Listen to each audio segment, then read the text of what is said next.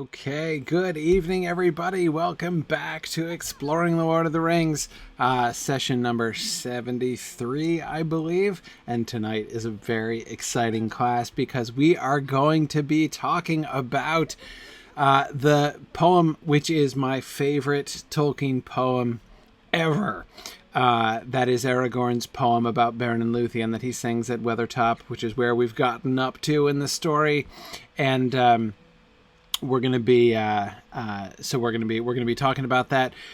So here's my agenda. Here's my plan, just to make sure everybody knows, so that you'll know exactly how far along this plan I get and how close we are to coming out the other side. So first, tonight, we're going to look at the poem. So I read it through last night, and your assignment, you'll remember, was to read it through carefully yourself again and think about it, think about the structure, think about sort of what's going on in that poem. And I want to be thinking about it first entirely within the context of The Lord of the Rings as we've been reading it, right? Just thinking about it as part of the story that we've been its relevance to its immediate context. And in that light, after we do that with the poem itself, I then want to follow up by looking at the next paragraph after the poem, which is quite long, as you may remember, and that's when Strider gives the prose version, right, of the Beren and Luthien story. He gives a kind of prose gloss afterwards, right? So I want to look at that then too. And again, in the same way, thinking about its relationship to the poem and how it's relevant to this context, to this moment when Strider is telling this story to the hobbits. Then, after we do that, I want to go back and think a little bit more about this poem. Because, I mean, we could just kind of move on at that point, right? We would have sort of done it as far as this story is concerned. But I cannot forbear to pause there because I think this poem is such a big deal. You know, this poem is such an important moment in Tolkien's creative life.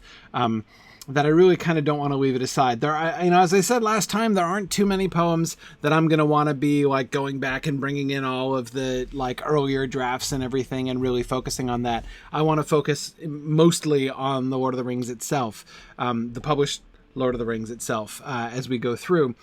So I'm not going to be doing that with every poem, but there are two poems that I'm going to be doing that for, where I can't go by without talking about it.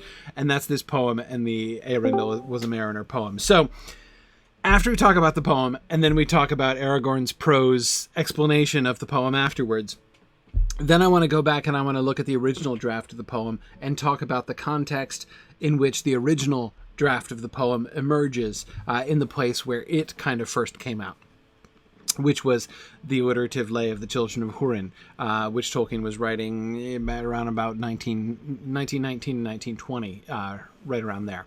So we're going to look at we're going to get to those things too. So we're going to read another entire version of this poem, the old version of this poem, before Tolkien had revised it several times between the original version and this version that we get in the published Lord of the Rings text. So I'm not going to look at every intermediary change, but we're definitely going to be looking at that. So that's the plan. I don't, as I say, I don't really think I'm going to be doing all of this in tonight's class. If we can get through the poem and the prose tonight, I think that will be fairly ambitious. But just to let you know what we're going to do, and then of course we'll go back and we'll pick up and actually look at the attack on Weathertop, which, some might argue is the important element of this chapter, right? But in my view, this is the second most important thing that happens in this chapter. So I definitely think we can do this in 2 weeks, though. Not even worried about that. Yeah. And Kate, it is interesting that both of those two big poems that I'm talking about are in the first volume. It is actually something, Kate, that I would be sort of interested to think about a little bit as we move forward, in some ways, is the kind of trend of poetry that we get. I think that a couple things I would be interested in sort of studying as we go forward. One is the mere density of poems. Do we get more poems in the Fellowship of the Ring? It kind of seems like there are more poems in the Fellowship of the Ring, but I'm not 100% sure that there actually are. I'd be interested to see that just in sheer quantity of poetry, right, that we get in the earlier versus the later stuff.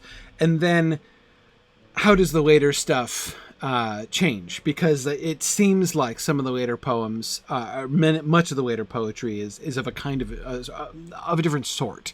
By later, I primarily mean like Two Towers and Return of the King poetry compared to Fellowship of the Ring poetry. Yeah. Ambrosius, Aurelianus, when you do get around to reading the history of Middle-earth, our discussions in the Mythgard Academy have been awesome. I mean, like, that whole series has been, I mean, I don't know, like, it's been like a life-changing thing for me. I've been familiar with that material, but I've never done a really close study of it before, and I have learned so much. It has been an immensely enriching experience. So definitely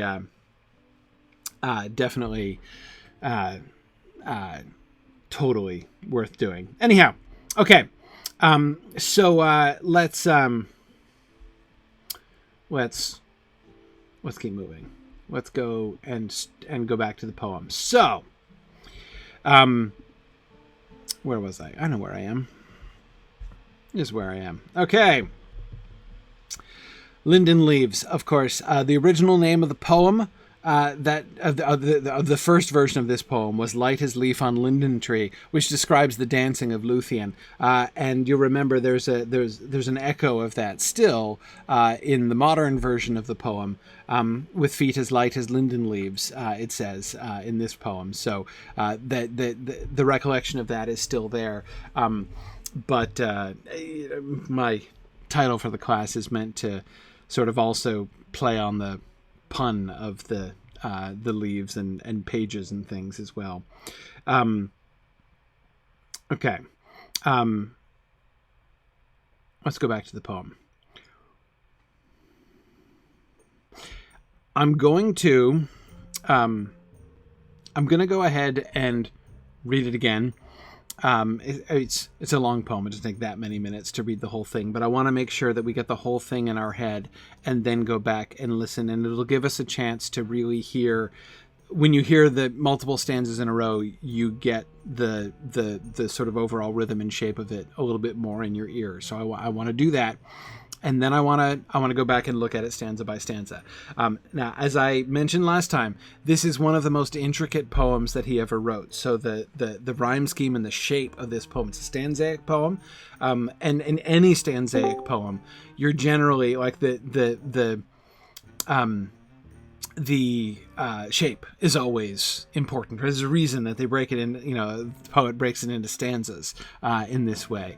And with the stanzaic form and the complex rhyme scheme, this is a poem that is very, very much interested in that. So we're going to talk about shape, we're going to talk about content, we're going to talk about relevance to the story. But first, let's listen so you can feel the rhythm. The leaves were long, the grass was green, the hemlock umbels tall and fair, and in the glade a light was seen of stars in shadow shimmering. Tinuviel was dancing there to music of a pipe unseen, and light of stars was in her hair and in her raiment glimmering. There Beren came from mountains cold, and lost he wandered under leaves, and where the elven river rolled he walked alone and sorrowing. He peered between the hemlock leaves, and saw in wonder flowers of gold upon her mantle and her sleeves, and her hair like shadow following. Enchantment healed his weary feet, that over hills were doomed to roam, and forth he hastened, strong and fleet, and grasped at moonbeams glistening. Through woven woods in elven home she lightly fled on dancing feet, and left him lonely, still to roam, in the silent forest listening. He heard there oft the flying sound of feet as light as linden leaves, or music welling underground in hidden hollows quavering. Now withered lay the hemlock sheaves, and one by one with sighing sound, whispering fell the beechen leaves in the wintry woodland wavering. He sought her ever, wandering far, where leaves of years were thickly strewn, by light of moon and ray of star in frosty heavens shivering. Her mantle glinted in the moon, as on a hilltop high and far she danced, and at her feet was strewn a mist of silver quivering. When winter passed, she came again, and her song released the sudden spring, like rising lark and falling rain and melting water bubbling. He saw the elven flowers spring about her feet, and healed again he longed by her to dance and sing upon the grass untroubling. Again she fled, but swift he came, Tinuviel, Tinuviel, he called her by her elvish name, and there she halted listening. One moment stood she, and a spell his voice laid on her. Beren came, and doom fell on Tinuviel, that in his heart lay glistening. As Beren looked into her eyes, within the shadows of her hair, the trembling starlight of the skies he saw there mirrored shimmering. Tinuviel the elven fair, immortal maiden elven wise, about him cast her shadowy hair, and arms like silver glimmering. Long was the way that fate them bore, o'er stony mountains cold and grey, through halls of iron and darkling door, and woods of nightshade morrowless. The sundering seas between them lay, and yet at last they met once more, and long ago they passed away in the forest singing sorrowless. All right, okay. So, with that, now, and Balancement, you're absolutely right. The rhythm really does dance in the reading. This is a dancing song, right? There's a lot of times, I think, really most, arguably all of Tolkien's poetry is really meant for reading aloud. Tolkien had such a good ear and loved the sound of words, not just the shape of them on the page, but the sound of them in your ear. But this one, not only like this is not just a singing poem, right? This is a dancing poem. Okay, so let's think about the structure. First of all, notice the lines, right? The lines are really simple in terms of rhythm, right? This song is, this poem is based on a very regular line structure. Sometimes Tolkien will vary the length of his lines, right? A very frequent one, of course, is that alternation between 4 beats and 3 beats, so that really you're kind of getting a long 7-beat line. But he doesn't have that here, right? This is iambic tetrameter, just like Hobbit meter, right? And it's extremely regular. It's not perfectly regular, but it's extremely regular. It forms a very basic rhythm, which very seldom varies, not never, right? And it's important, therefore, to notice when it does vary, when we do get an interruption of the iambic tetrameter rhythm. But in general, it's very fluid. Now, Mike, you just made a really good observation.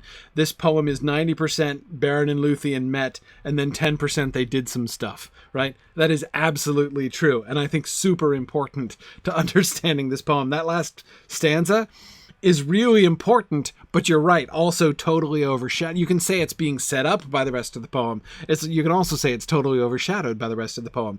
It's not the point. The stuff that they did, which arguably is not only the most important part of their story, but also the most relevant part of their story. Like, hey, isn't this about, like, standing up to the shadow and like being undaunted in the face of adversity and the shadow and everything, which is kind of, again, like the relevance to the Hobbit situation? It's that's not the focus of the poem, right? The poem, as you say, Mike, is 90% Beren meets Luthien, and that clearly is the important thing. Anyway. Yeah, JJ says it's probably what threw me whenever I read this poem prior to hearing the full story. Yeah, it does give, I mean, if this is sort of your basis for the Beren and Luthien story, it's, the proportion is going to be surprising in the Silmarillion, right? Yeah, anyway, okay.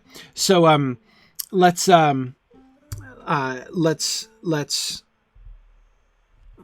go back to this first stanza here. I want to be a little bit more careful. We can't just jump to the end of the poem, right? That would just not be right.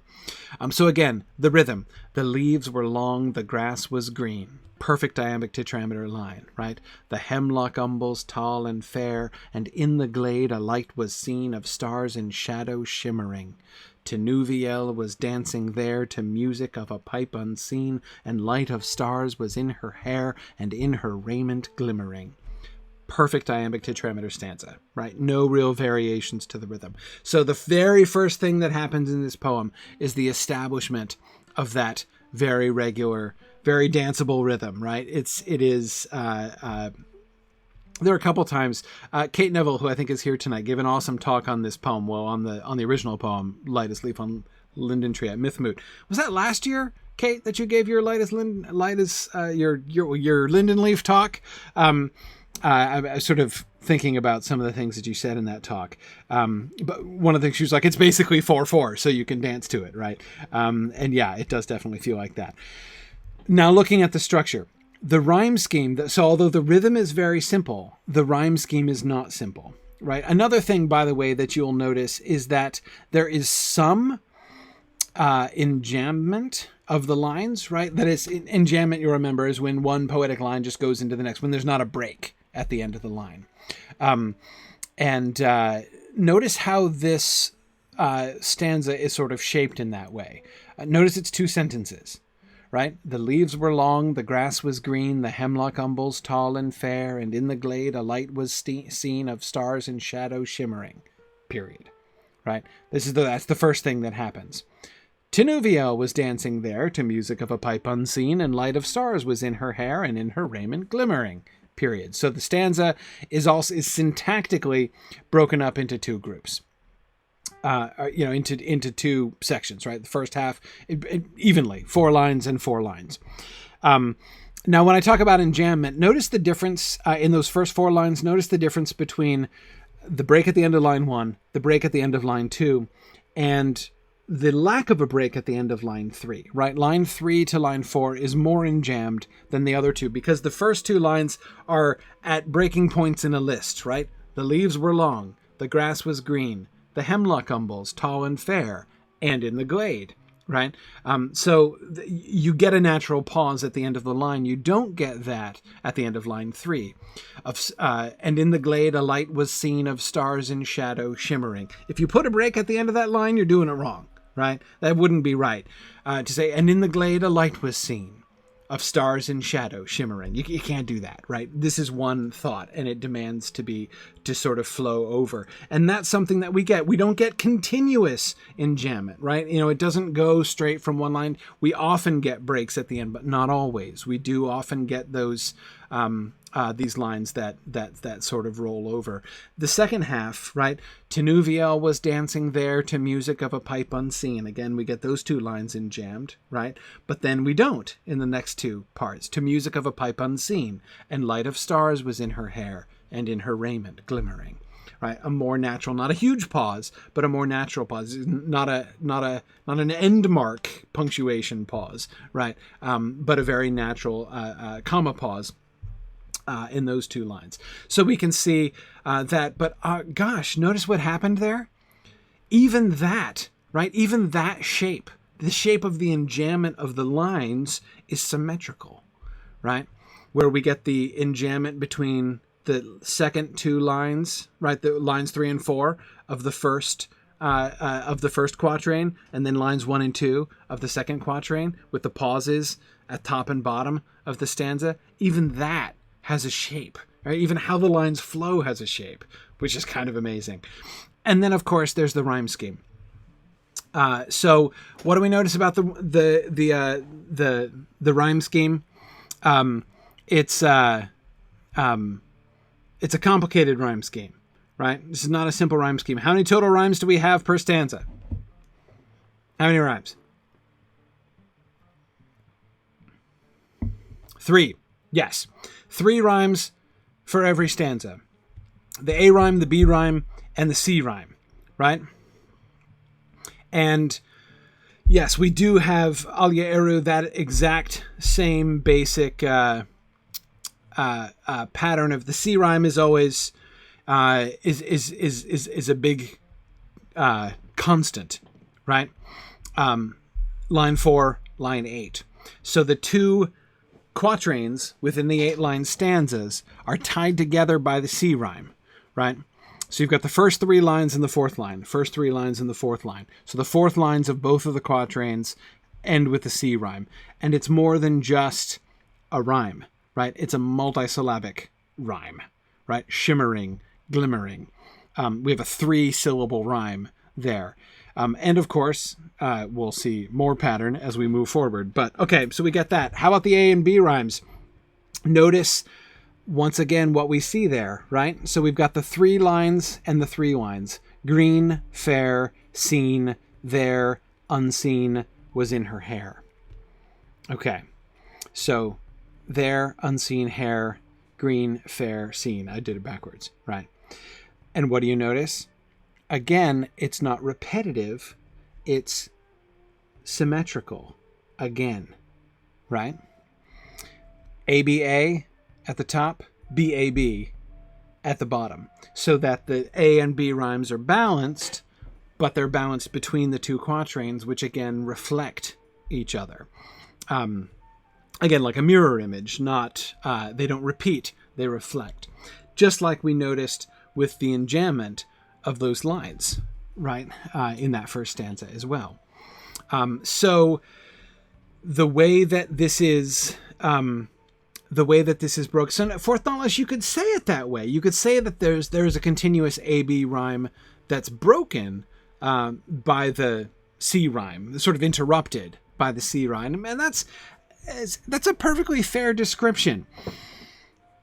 But I don't like it. And the reason I don't like it is that, again, I think to say that it's an interruption of a to say that there's just like 6 lines of alternating A and B interrupted by a C rhyme is a perfectly accurate description of what's there, right? But what it misses is the overall shape. How you get that symmetry. It's very clear from the syntax, from the sound of the lines, that is just the rhythm of the lines, even without the rhyme. But the rhythm added to the syntax, added to the rhyme scheme with the repeated C rhymes, makes it very clear how this poem is sort of broken up for us, right? That we should be thinking of it in quatrains. It's in stanzas, it's in 8-line stanzas, right? And these stanzas hold together. The C rhymes hold them together. The A and B rhymes hold them together, right? But it's not just an 8-line stanza. The 8 lines are divided into the 2 quatrains, and the 2 quatrains relate to each other in a particular way, right? And that is, again, not repetition, but mirroring. So that's really, I mean, so it's really cool to see how this all works. So notice that now the C rhyme is not only important because it sort of kind of bookends the 2 quatrains there, right? Or brings them each to an end. But it's also, I mentioned how it's a 3-syllable rhyme, which is different from the others, right? Green, fair, seen, there, unseen, hair. Those are all 1-syllable. And not only are they 1-syllable rhymes, most of them are 1-syllable words, right? And then the very pronounced rhyme with shimmering and glimmering. Okay, so that's all pretty cool, right? That all works. Now notice we haven't even started talking about the content of this stanza yet. We're just still looking at the rhyme scheme and the shape of it. But you can already see the intricacy of the shape of this poem, which is really fun. And now when you take the intricacy of that shape and you think about what the words actually mean, right, and the actual imagery being used, then you get something more, right? You get a kind, not only the content, but almost a kind of a commentary on that content by the shape itself. So let me show you what I mean here. See, you guys that keep wanting to jump ahead to the last stanza, knock it off. Be patient. Focus on the first stanza first. We'll get there.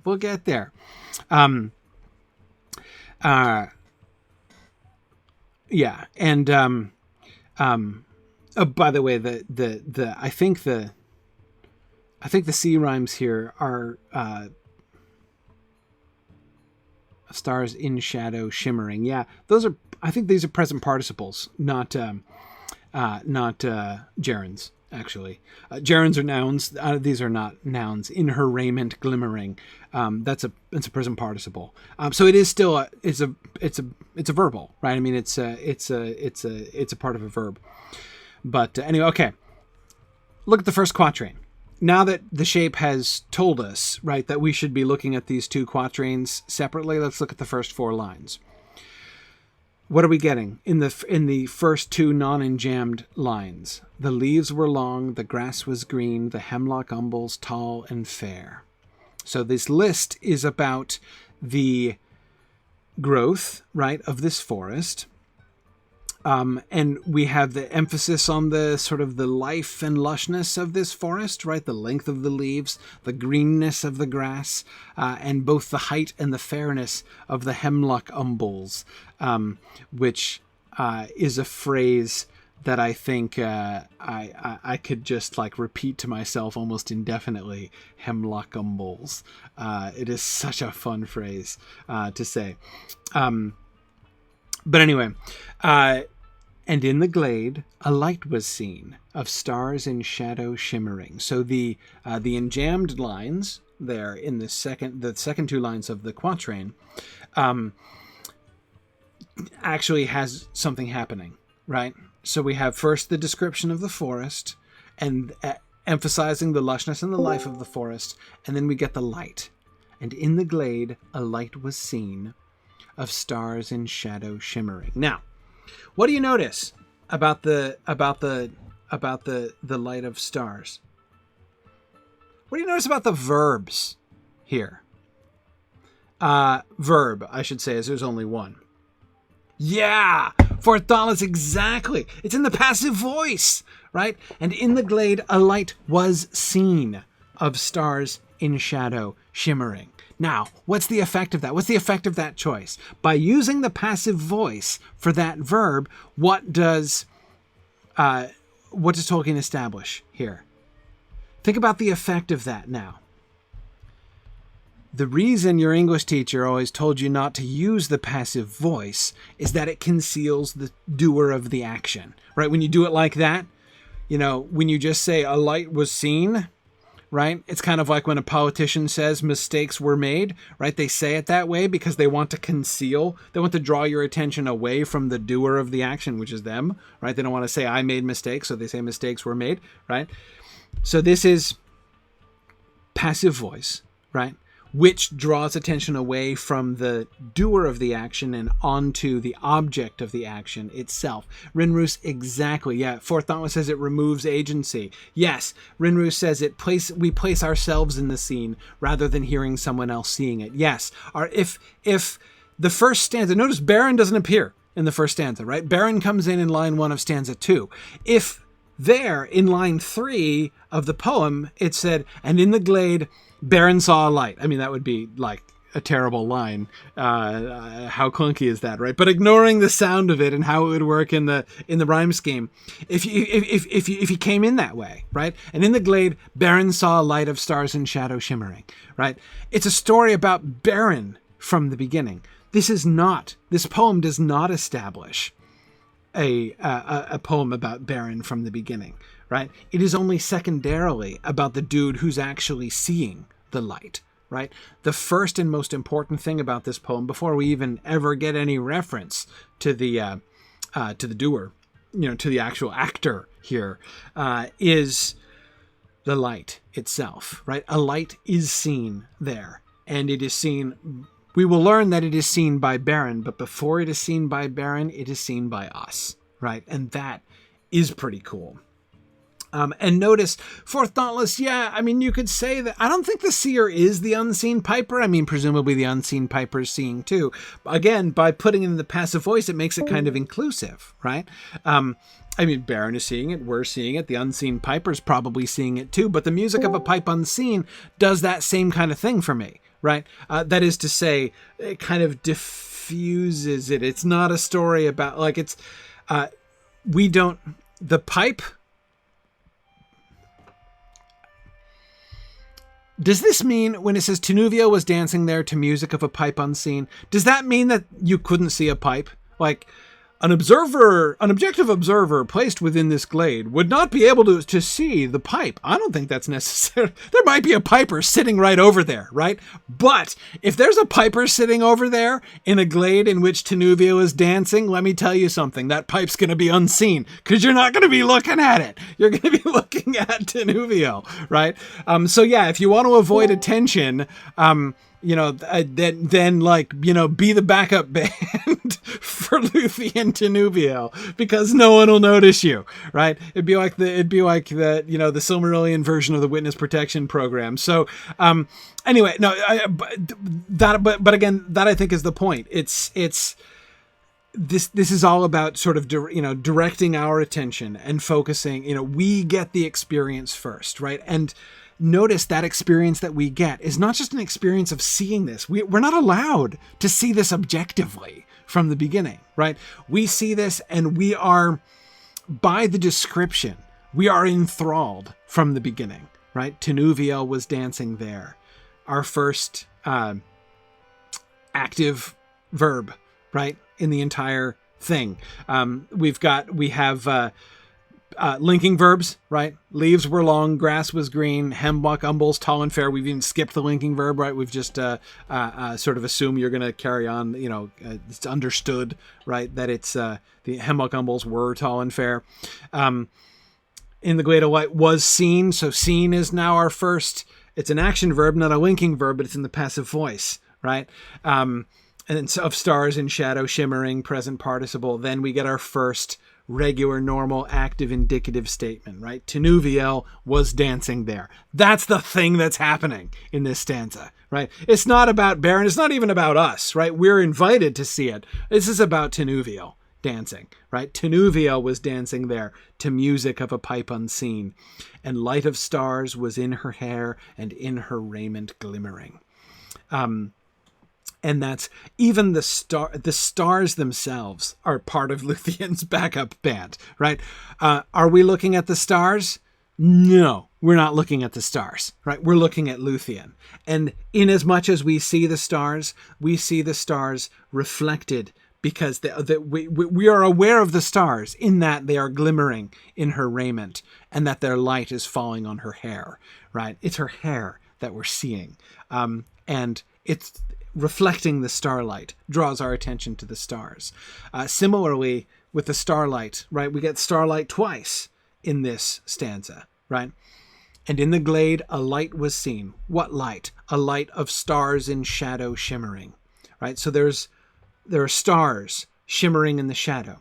So wait a second. So are we looking up? Are we seeing the sky?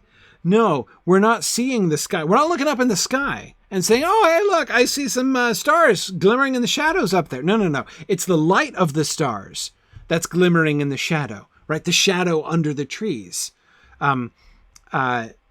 Notice this line 4 is the first we learn that it's night, right? We don't even know, right? The leaves were long, the grass was green, the hemlock umbles tall and fair, and in the glade a light was seen of noonday sun a-shimmering, right? Who knows, right? We don't know yet, right? Of stars in shadow shimmering. Okay, so we're seeing stars. It's nighttime, it's twilight, but it's not just setting the stage, right? Even there, in the first half of the stanza, though we don't know why, it's in the glade. It's the starlight in the glade that we're focused on, not up the stars in the sky, right? And then we learn why Tenuvio was dancing there. That's the center of the whole stanza, right? Right there at the center mark, the first line of the second quatrain, Tenuvio was dancing there to music of a pipe unseen, and light of stars was in her hair. That's why we're seeing this. That's why the stars are shimmering in the shadows, in the glade, right? Which normally you'd be like, well, okay, starlight kind of faint anyway, right? Stars might twinkle up in the sky, but it's not exactly... Why would you look into a glade and be like, wow, I see the starlight shimmering in the shadows, right? You wouldn't say that. Well, unless you were looking at Luthien's hair as she was dancing in the glade in the starlight, right? Yeah. So, Mongol, yes, you're absolutely right. Tenuvio is dancing with the stars. Yeah. Luthien did it first. Yeah, no question. That's really kind of awful, but yeah. Okay. Now, second stanza. Again, Tenuvio was dancing there, the whole center of that first stanza. Presumably there's a piper, who cares? There Beren came from mountains cold, and lost he wandered under leaves, and where the elven river rolled, he walked alone and sorrowing. He peered between the hemlock leaves, and saw in wonder flowers of gold upon her mantle and her sleeves, and her hair like shadow following. Okay, now let's think for a sec. Oh, hang on a second. There's something I forgot to say about the first stanza, and that is the C rhyme, right? That 3-syllable rhyme, shimmering, glimmering, right? Again, notice we talked about how they structurally tie the first stanza together, both delineate the stanzas and also tie the stanzas together. Look at how this relates. Both of these are about the starlight, right? The light was seen of stars and shadow shimmering, and in her raiment glimmering, right? So we get the shimmering and the glimmering of the starlight. In both cases, it's the starlight, that's glimmering and shimmering, right? The first time it is in her hair and on her raiment, but we just don't know that yet, right? And the second time, now we do. So when we see the light of stars glimmering the second time, we now understand, right, what it is that we're seeing. So it's almost like we're getting the experience of kind of seeing into this grove and not knowing. There's something happening there, and we don't know what it is, right? The stars and the light of stars and shadow shimmering, and then it kind of resolves itself around that central figure of Luthien, and we get the repetition, the close rhyme and near repetition of the starlight glimmering, right? But now we can see why the light is doing that in this glade, right? And what it is that is so attractive about this particular glade, right? And it's not just us. So here comes Beren. There Beren came from mountains cold, and lost he wandered under leaves, and where the elven river rolled, he walked alone and sorrowing. Notice the repetitions here. Look at the A and B rhymes first. Cold, mountains cold, under leaves, elven river rolled, hemlock leaves, flowers of gold, and her sleeves. Now, you might think that a poet who rhymes a word with the same word, like the repetition of leaves and leaves, you might look at that and say, that's a cop-out, right? That's a cop-out to like take as a rhyme just a mere repetition of the same word, right? No, because repeated words are a thing in this poem. It's actually part of the structure. We'll see this a lot more clearly when we read the older version of the poem. Kate could tell you about this. When we look at the older version of the poem, you'll see repeated words were actually part of the original structure. That element of the structure of this poem gets kind of toned down. So believe it or not, the older version of the poem is more detailed and intricate in its structure than this. Which is kind of amazing. But we can see a kind of a relic of that. And notice how this connects the repeated words there, leaves in particular, right?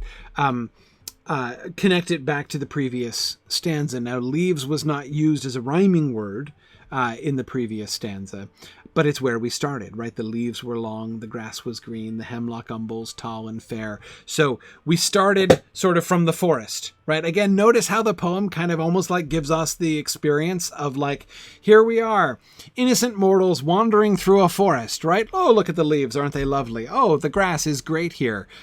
Hey, hemlock umbels, who doesn't like hemlock umbels? And then we look into a glade and we see the light of stars and shadow shimmering, and whammo, there's Tenuvio dancing, right? And all of a sudden, there we are, right?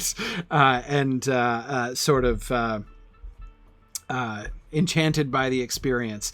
Notice how Beren sort of is following the same path, right? And the second stanza is sort of about is sort of about Beren's journey, right? There Beren came from mountains cold, and lost he wandered under leaves, and where the elven river rolled, he walked alone and sorrowing. He peered between the hemlock leaves. So first he's just wandering under the leaves, which were presumably long, right? And then he comes under, is peering between the hemlock leaves, which were presumably arranged in umbels, right? So again, we can see how now this same kind of experience that we've been invited to have in the first stanza, we see Beren recapitulate it, right? Now we're sort of prepared for the experience. We know what's going to happen, right? To Beren, because it kind of just happened to us in the first stanza. We know what waits for Beren. And when he's peering between the hemlock leaves, we know where he is, right? And we know what's coming. Notice a couple things here about Beren's experience. Four Thoughtless says that Beren's experience is kind of like Frodo's with Goldberry. He unexpectedly came upon an elf queen clad in living flowers.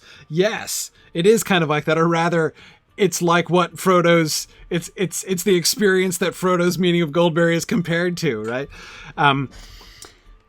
One of the things that I find really striking about this second stanza is the flowers of gold, right? And I find that so interesting because we do get the green grass in the first line, but apart from that green grass, I don't want to say that the first stanza is in black and white, but it's dark, right? It's a starlit thing. We don't have any light stronger than starlight, and it's all about the light of stars shimmering in her hair and on her raiment, which invites a kind of a low, not blazing colors, right? And then we get flowers of gold, not on the ground, upon her mantle and her sleeves, right? So we've got her raiment now. Her raiment is glimmering, but it's not just kind of glinting silvery in the starlight, right? We have this new striking and rich color, the flowers of gold upon her mantles and her sleeves, and her hair like shadow following. Yes, Marianne, I agree. It is like Luthien, her own sort of radiance is giving color to the scene, right? I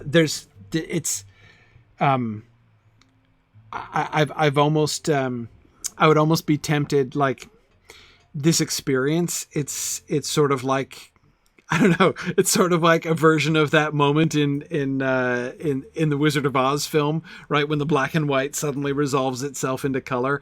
I would totally shoot Beren coming from the mountains cold in like a sort of near black and white color panel, right, and then the flowers of gold, like suddenly when he's looking at her, when he's looking at her and seeing her dancing, and again, presumably hearing somebody pipe, as if that matters. Then the now, like, the flowers of gold would be like the most powerful things that he sees upon her mantle and her sleeves, and her hair like shadow following.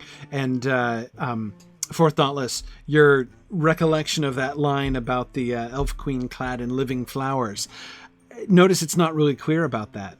Flowers of gold upon her mantle and her sleeves. What does that mean? Does that mean she, like, her mantle and sleeves are embroidered with golden flowers? Are they, is that what I mean? Is she clad in living flowers?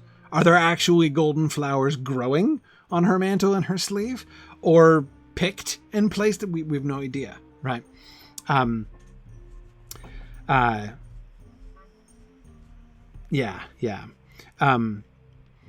Yes, and Matt, you're right. Matt is noticing one trend. Look at these first two stanzas. Look at how many of those lines start with the word "and," right?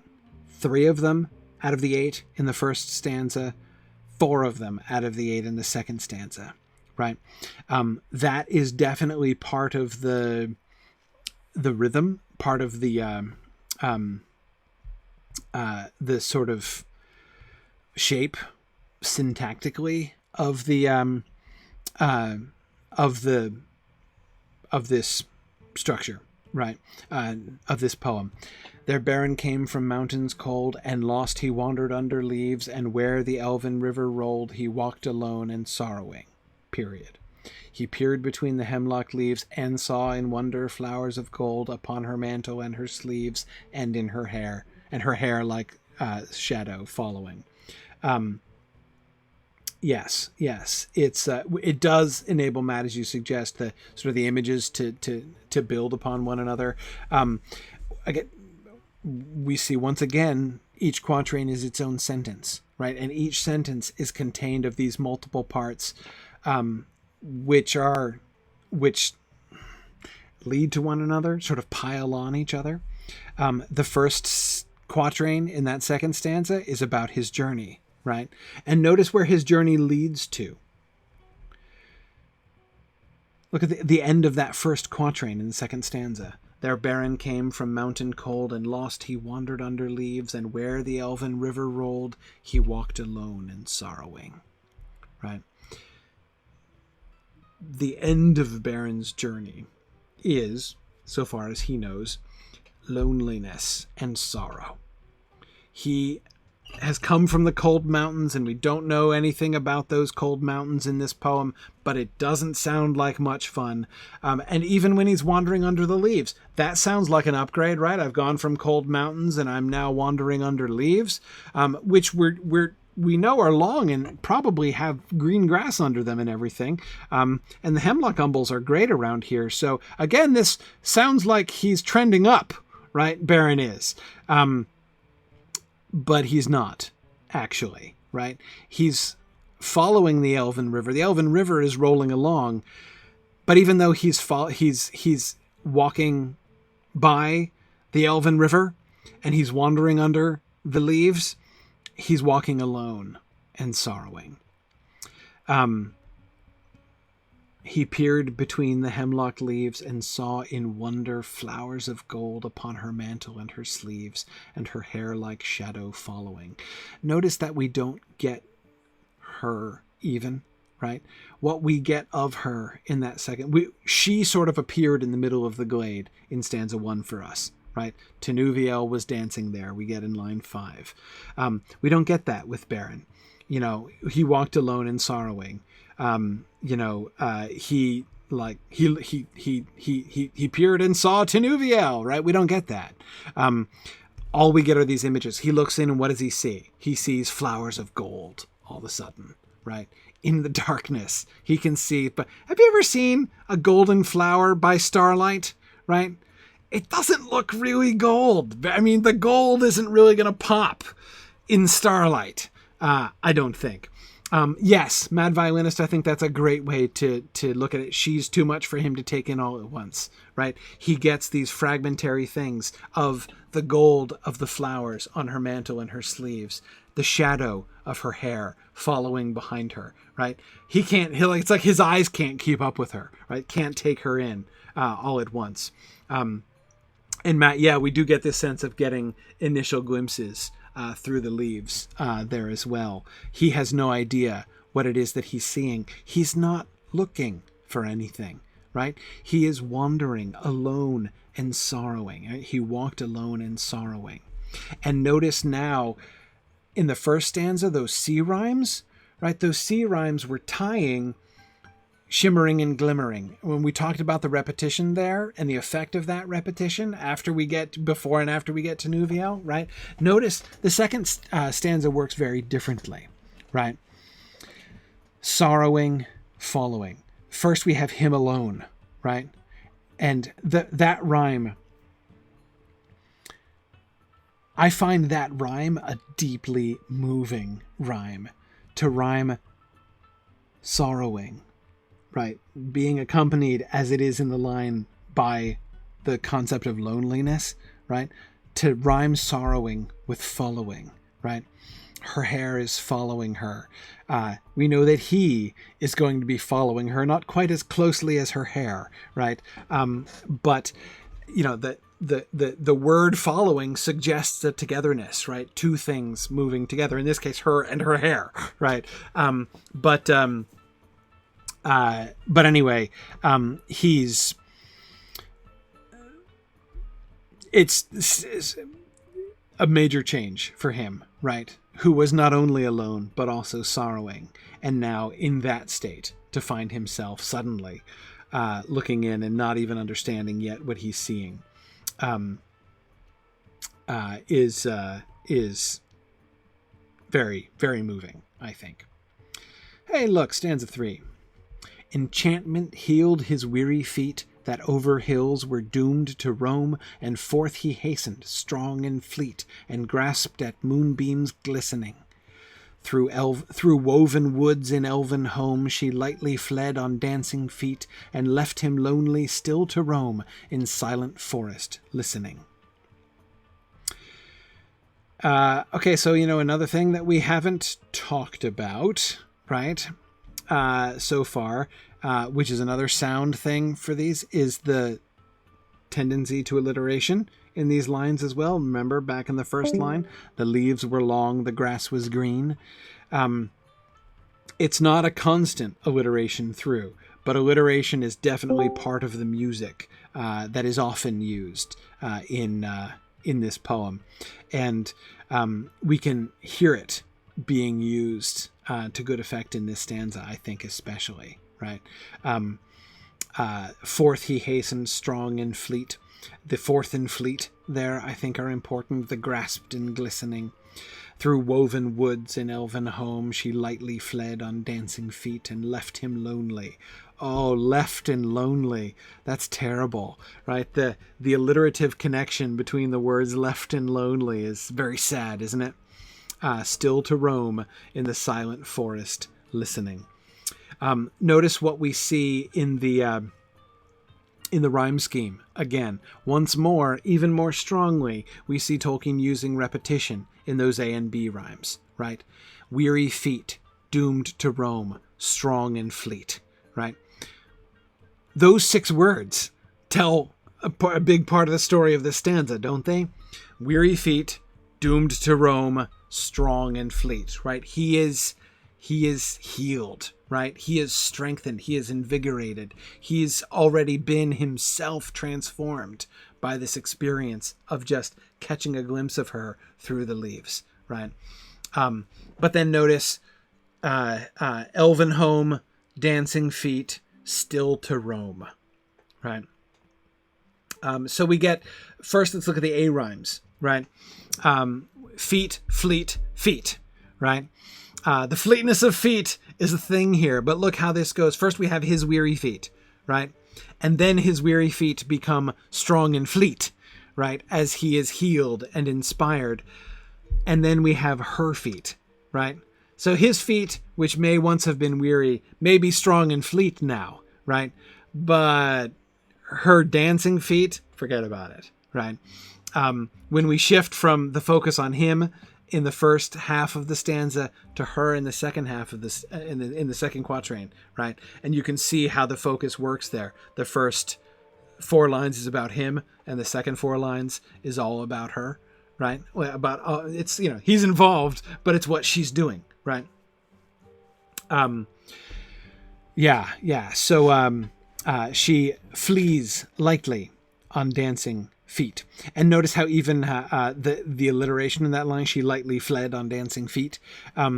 The fled on feet seems to sort of go back to like his feet may be fleet, but she flees on her feet, right? Again, all the repetition of these sounds really ties the 2 quatrains together.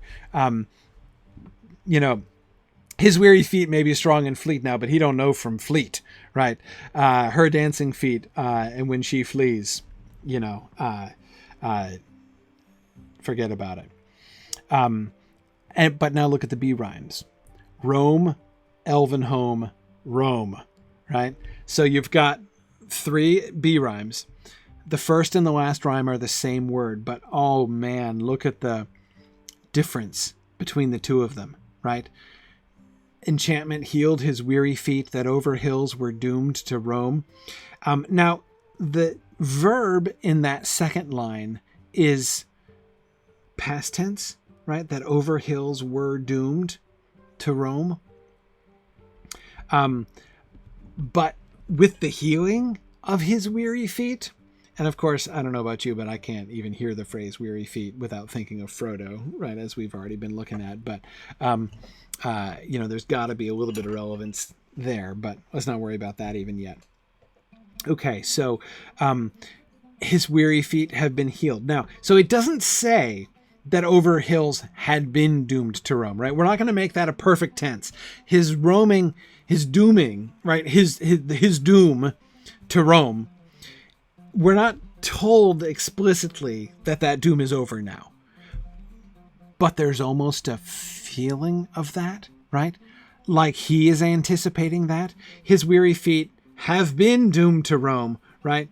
But hey, he's not roaming anymore. And he's certainly not he's not walking alone and sorrowless anymore, right? He's not just walking, right? He's hastening, right? And he's not alone, very emphatically, and he's no longer sorrowing, right? Now he is eager and desiring. So that first use of the word roam sort of suggests that the roaming at least opens the door to the possibility that his roaming days are in the past.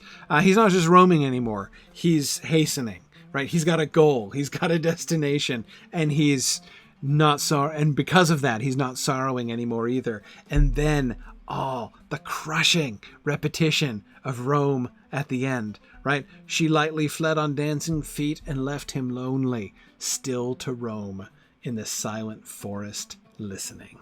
Right. So, man, he's back to roaming, right? Straight back to the roaming, and not only roaming, but lonely, right? And now notice the near internal rhyme there. It's not exactly a rhyme, but we get again, so much, Tolkien loves to sort of tie the lines together. You'll hear so many echoes, whether it's alliterative echoes, whether the echo is in the initial consonant, whether the echo is in the vowel sound, right? Lonely roam is again, like that's, left him lonely, still to roam.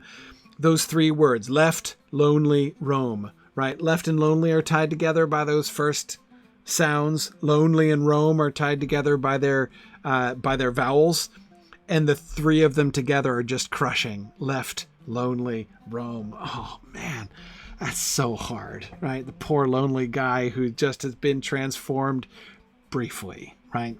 But back again, the repetition, this is not a cop-out, right? The second roaming is in a new place, and it's an even sadder place in a way than the one before. And now we should look at the C rhymes, right? And grasped at moonbeams glistening in the silent forest listening. Both of them are actions that he performed, right? Well, not actions. Neither of them are verbs. None of these are verbs, right? The C rhymes are always present participles, so they're not verbs technically, but they're talking about what he's doing, right? Grasping is an active verb, right? Grasped at moonbeams glistening, right? So notice once again, we have the starlight, which was sort of associated with her in that first stanza, right? We saw the starlight glimmering and we didn't know why, right? And then it turned out, then we noticed that Tinuvia was dancing there. Now we have the moonbeams. He's grasping at moonbeams. And Kate, exactly as you said, you can be as strong and fleet as you like, right?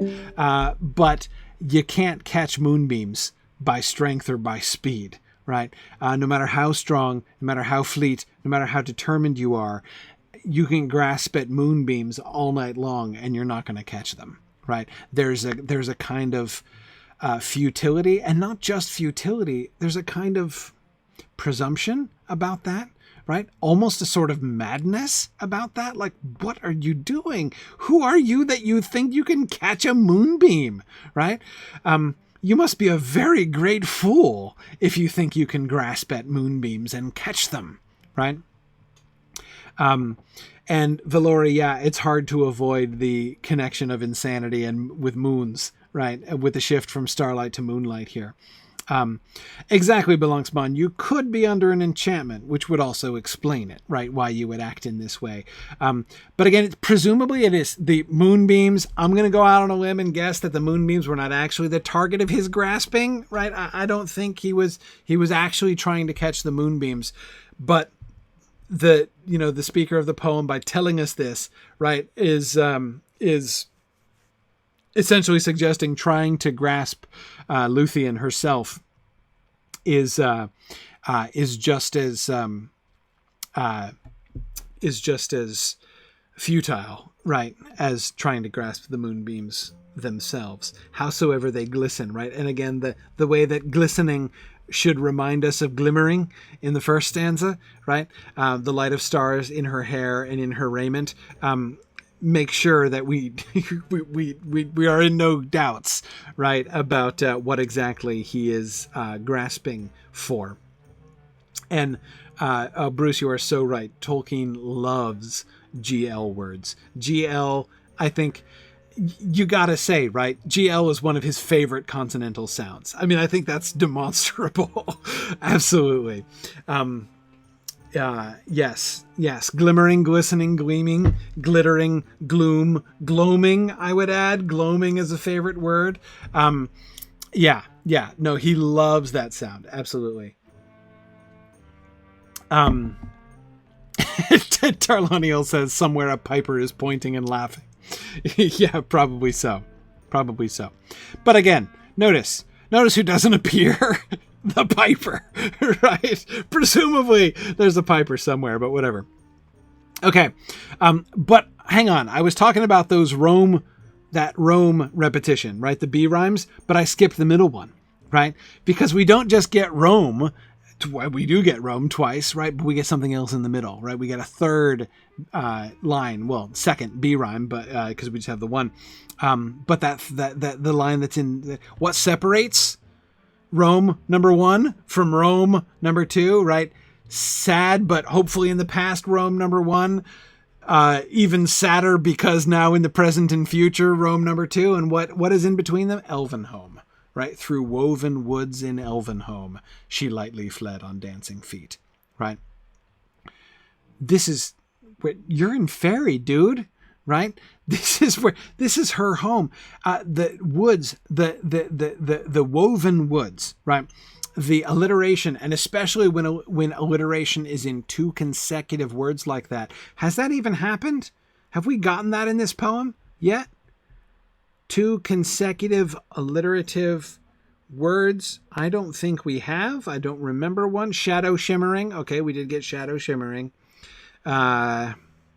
Grass was green. They're only separated by a little bit. But anyway, woven woods is because they're consecutive, it really makes it pop, right? That alliterative sound. Fourth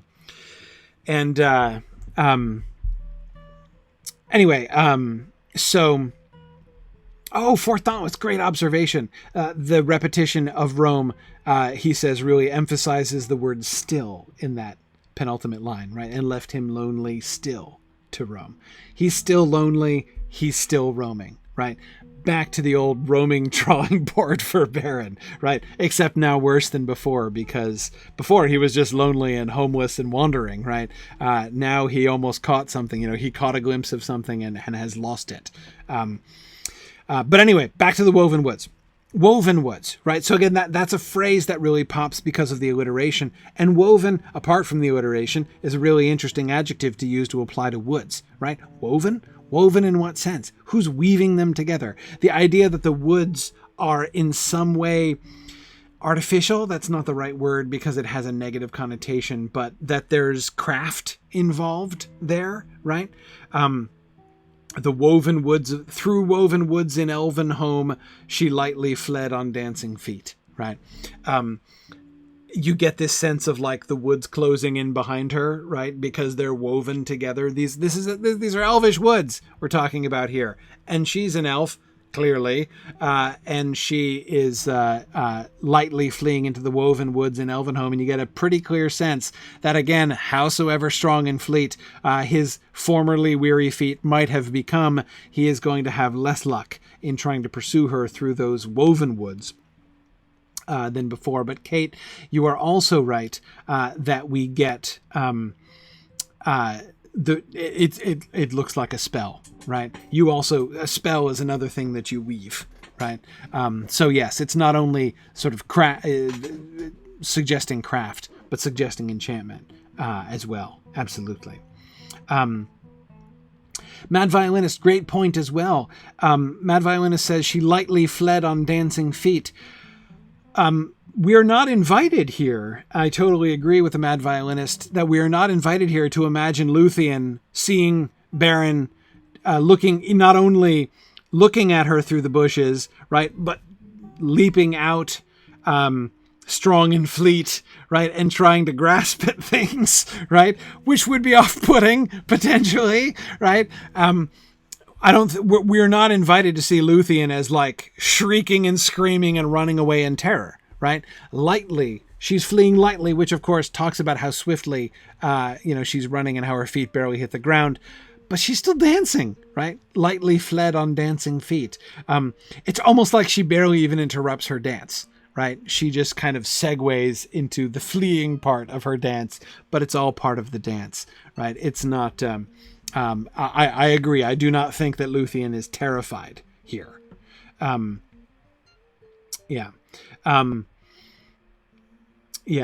says he can't catch her unless she wants him to catch her.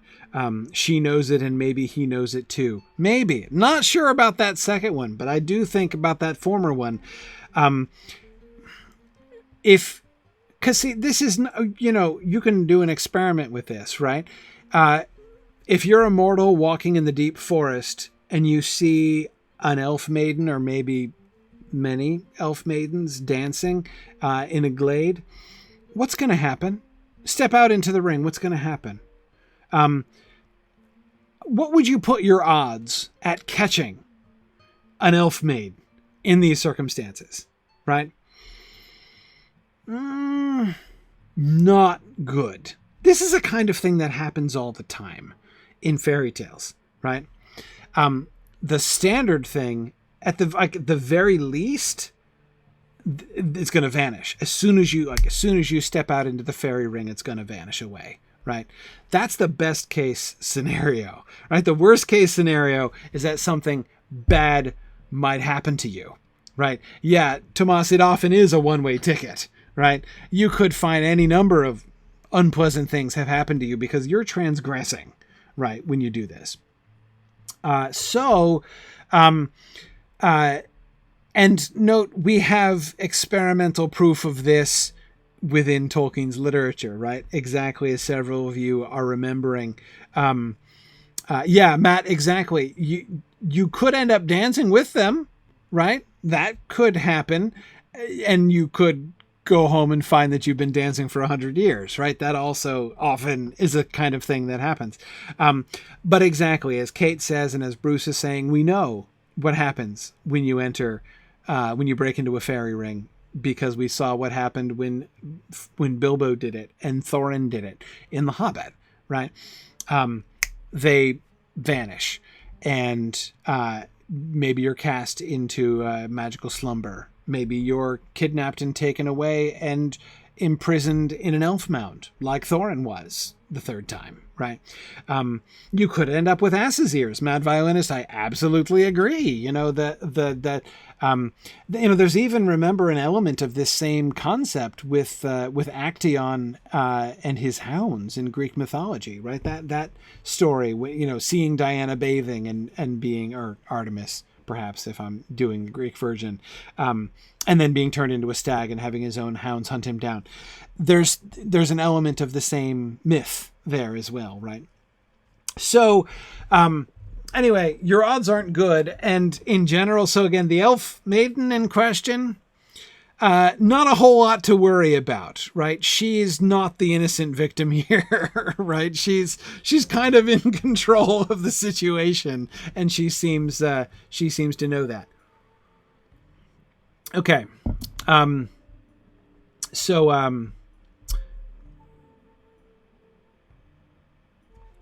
But wait, I didn't finish the C rhyme. So the first C rhyme, grasped at moonbeams glistening. What's the second C rhyme?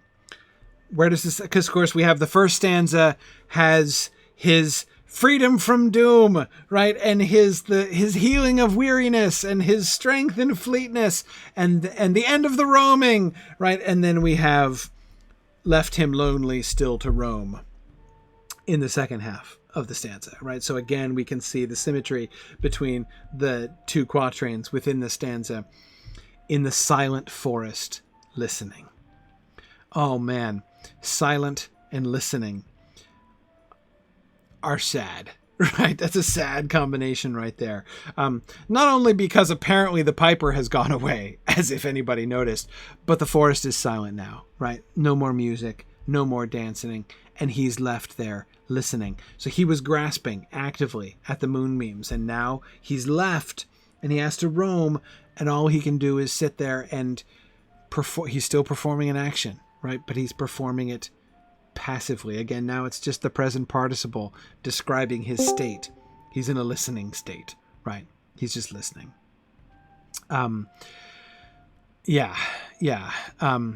Exactly, Kate. He is roaming. She's in Elvenhome, right? That's he's roaming before and after. Her Elvenhome is right in the middle. Again, that B rhyme structure is really awesome. We go from the grasping, like you try to grasp at the moonbeams, you're likely to be left in the end in the silent forest listening. So this is a sad story so far, but let's keep in mind that this is a normal pattern, right? That is, it's a sad story, but it's not like especially tragic, you know? It's par for the course. Is what you expect, right? Mortal dude sees elvish maiden dancing. How did you expect that story to turn out, right? This is how you expect it to turn out. And he's left in the silent forest listening, right? Sad, but not unexpected, right? Stanza 4. He heard there oft the flying sound of feet as light as linden leaves, or music welling underground in hidden hollows quavering. Now withered lay the hemlock sheaves, and one by one with sighing sound, whispering fell the beechen leaves, in the wintry woodland wavering. Now the season echoes Beren's loneliness and silence, right? Now we have the green grass and the long leaves, right? And the hemlock umbels. Now things are changing. Notice it's a long time he's there in the woods, lingering in the woods. What he and this winter is falling around him, right? The mad violinist calls this stanza the pursuing montage, right? Which it kind of is, yeah. Notice again the same shape of the A and B rhymes. Now we notice this is happening like it did in the previous stanza. We've established now the definite pattern of the first and third rhymes of both the A and B rhymes are the same word, right? Feet, feet, roam, roam. In the third stanza, sound, sound, leaves, leaves again, right? So let's look at what's going on in those A and B rhymes. And of course, once again, we see exactly the same syntactic structure, 2 quatrains, 2 sentences, right? Again, notice how in larger picture ways, as well as in smaller ways, like with the rhythm of the lines, this poem is very regular, right, in establishing its shape. Okay, so what do we get? What do we see in this second stanza here? First quatrain. He heard there oft the flying sound of feet as light as linden leaves, or music welling underground in hidden hollows quavering.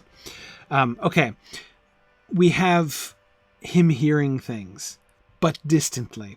He's getting no... Kate was saying, lots of sound here. He's been looking so far, right? He was looking and then he was grasping. Now he's only listening, right? And he's listening distantly. There's the flying sound of feet as light as linden leaves. He can hear what sounds like dancing feet, but he can't come anywhere. He's getting no glimpses of anything anymore, right? It's just very distant, just as the music is distant. The music wells up, seems to be welling up from underground, as if it were quavering within a hidden hollow. And again, we have that hidden hollow like woven woods, right? That alliterative phrase, which really, which again really pops because they're adjacent there. It's not just that they are in hollows. The hollows are hidden. He can't find them. He has no idea where the music is coming from. He can faintly hear music. He thinks he can hear dancing feet. He can't come any closer than that.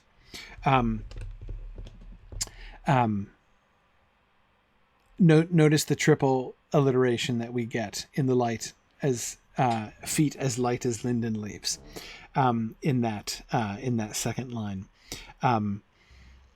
But again, notice the implication there. Notice how now what is the falling of her feet being associated with in the second stanza, right? When he looks in, he sees the flowers, right? So we're not told that those flowers like bloomed when he looked in, but it's our experience, and that seems to be his experience as he looks in and he's like, whoa, golden flowers, right? Here we get the linden leaves, right? Her feet are as light as linden leaves. As light as linden leaves doing what? What are the linden leaves doing that sound like her feet? Exactly, mad violinist. Falling, 'cause it's autumn, right? It's autumn turning to winter. So as the beautiful summer of, his enchantment, of the delight that he stumbled upon here in the woods, fades into autumn and into winter, right? The falling of the leaves in the wood, which again, those leaves may have been long, but the sound that they make when they hit the sound of her dancing feet, it's not like summer anymore. It's like autumn, right? Because of how fleet they are, right? Because of how far away.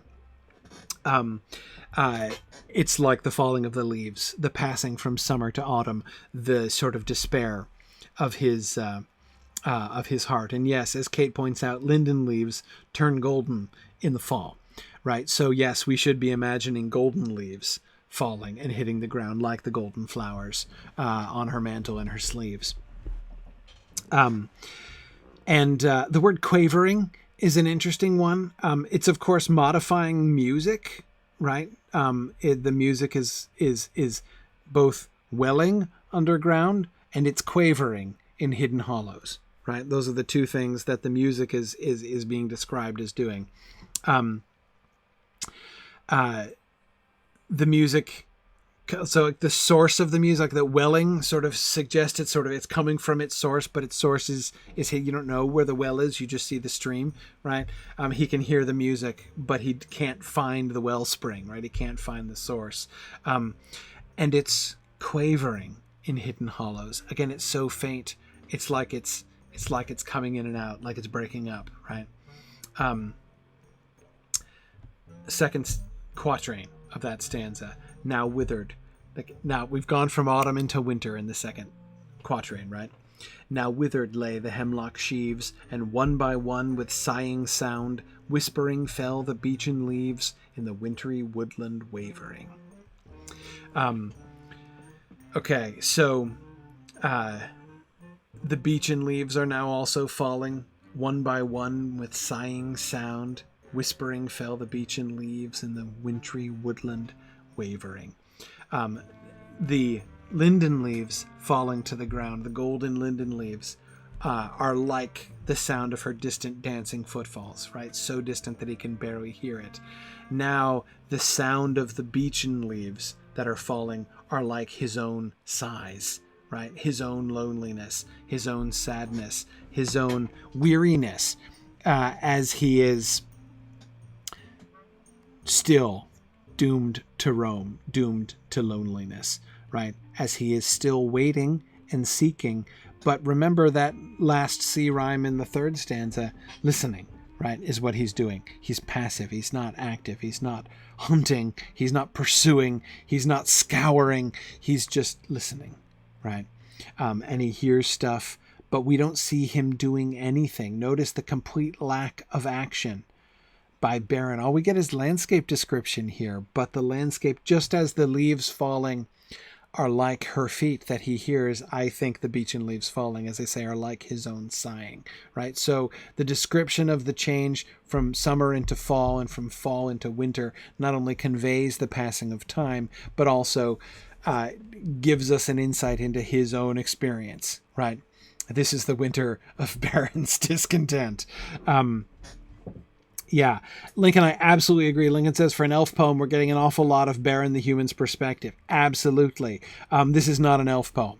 Absolutely not. That's not the frame, right? This is absolutely not told from the elvish point of view. Now, this may be an elf poem which is imagining the human point of view, if we like, but that's an important point, I think. This is... remember what... Tolkien said in On Fairy Stories, right? Fairy stories are not stories about fairies. They're stories about mortals when mortals wander into fairy, right? That's what this poem is too. It's an elf poem in the same sense that a fairy story is a fairy story, right? Who wrote it, says Bricktails. Who knows? We'll come back to that. We'll think about that a little bit more. But let's not get distracted. Let's focus on this. Yeah, exactly. In story, I understand. But let's keep going. Let's not get distracted with frame quite yet. Okay. Oh yeah, the Hemlock Sheaves. Oh man, like the hemlock umbels aren't tall and fair anymore. They're now withered. Right. The very leaves that he looked through, the very trees that he peered through originally are now withered. The sighing sound. Notice all the alliteration here. All the alliteration that we get in this stanza, right? Starting with, as I said, that three word alliteration in line 2, right? Light as Linden leaves, hidden hollows, quavering, sighing sound, whispering fell the beechen leaves in the wintry woodland wavering. Got 4 W's in those last 2 lines, right? In the wintry woodland wavering, in the wintry woodland wavering. That's really, really very striking. And there, I think that we can get a little bit of the, it's almost, I don't want to go too far with this, but it's almost onomatopoetic. He has just said with sighing sound, right? Whispering fell the beechen leaves in the wintry woodland wavering. The very soft wha that you get at the beginning of those words, wintry woodland wavering, is like that sighing sound, like the whispering of the beechen leaves as they're falling to the ground. Anyway, okay. But structure, let's go back to, so we looked at each one of the quatrains individually, but again, the structure of the rhyme scheme won't let us just do that, right? We need to think, as we have before, how are these quatrains connected, the autumn quatrain and the winter quatrain here within this stanza. Look at the A and B rhymes. Sound, sound, again. So let's look at those 2 sound concepts. The flying sound of feet as light as linden leaves, we get. So the sound in the first sound is her feet, right? Her dancing, we get again. The last sound that we get is the sighing sound of the beechen leaves as they're falling. So we have first the sound of her dancing, then the sound of, I think by implication, Beren's sighs, right? Her dancing, but distant and fading, right? Fading away from him, receding like life and joy and ease and beauty are receding in the autumn into the winter, right? And then the sighing sound, which is like the natural consequence of the flying of the sound at the beginning. And what's in the middle? Underground, right? And notice how that kind of reminds me of Roam, Roam, and Elvenhome in the middle. And here we get the sound of her dancing, the sound of his sighing, and underground in the middle, like Elven Home, right? That place where she is, that thing. He can't get there. It's not so. She's not even just like. It's not like if he scours the terrain with, sufficient vigor and efficiency, he'll track her down, right? If he could only just read the signs well enough, he'd be able to track her to her lair. That's not how this works, right? It's like she's underground. She's in a different place altogether. He can't get there. You can't just go to Fairy. Right, and he's not going to be able to do that. Yeah. Oh, cool. Matt says that Robert Frost is going to use a very similar set of words in Stopping by Woods on a Snowy Evening to capture the sound of snowfall, the repeated W's there. Yeah.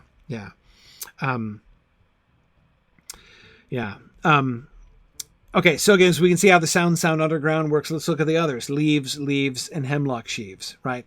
The first leaves are the linden leaves to which her feet are compared, right? So like her dancing feet being like linden leaves, which is both nice but also sad because it's autumn, they're falling, she's receding, right? And then we have the beechen leaves, which are falling. So again, notice the echo, the echo here, the sound and leaves and sound and leaves, right? Both of them. So in one sense, those work like a pair, right? Her dancing, his sighing there at the end, the linden leaves to the beechen leaves. But then, what color are beech leaves? I should know this, but I just totally don't. What color do beech leaves turn in the autumn? I don't even know. Somebody illuminate me about beechen leaves. But anyway, I keep like thinking of birch leaves, which is just not the same. Okay, so but anyway, in the middle, we get the hemlock sheaves, right? Okay, so we got like reddish, orangish. Okay, that's what beech leaves go to. Okay, so not the same color. That's good. That's what I would expect, that they'd not be the same color. Okay. All right. What was I doing? Oh, yeah, hemlock sheaves. Okay, so in the middle between the linden leaves and the beechen leaves are the hemlock sheaves, right? So you notice we've got all three of those rhymes are on vegetation, right? From the linden to the beech and with the hemlock in the middle. But of course, the hemlock, the withering of the hemlock sheaves brings us back to the very beginning even more sharply, right? So again, you've got her dancing, going away, his sighing, what he's left with, and in the middle is the withering of the land, right? The coming of winter. And all of that lush green imagery from the first two lines of the poem now fading and withering and moving towards the whispering and wintry woodland wavering that we're going to get. Okay, so now, again, let me point out, to be perfectly fair, if the poem ended here, no one would have a cause to complain. Even Beren, if he were being honest with himself, would not have a cause to complain, right? Like, and he lived sadly ever after would be a perfectly normal ending, right? I mean, this is, again, you'd have to say, in the larger scope of like fairy tale tradition, that if all that he ends up with is sighing because he failed to grasp the moonbeam, he got off easy, right? He was enchanted. It's still lingering with him, obviously. He has a lingering sadness. He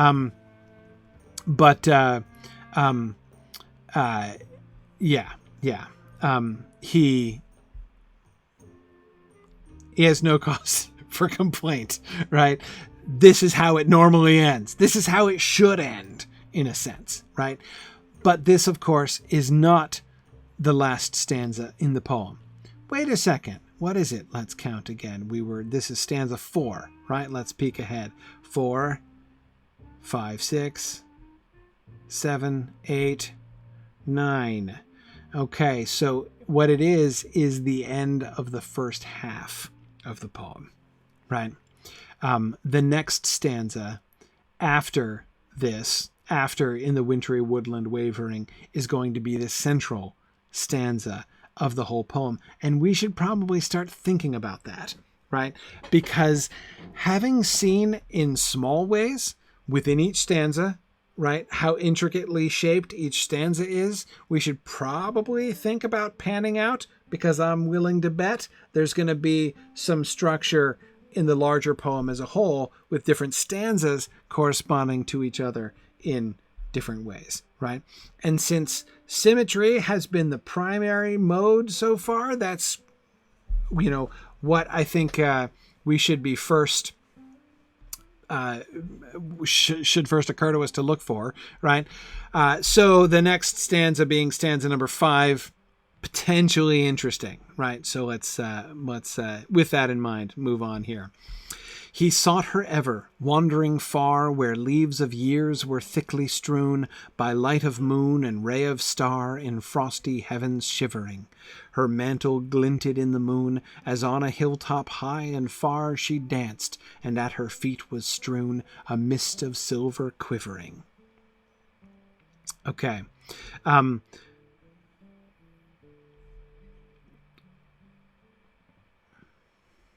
You notice something when I read that stanza?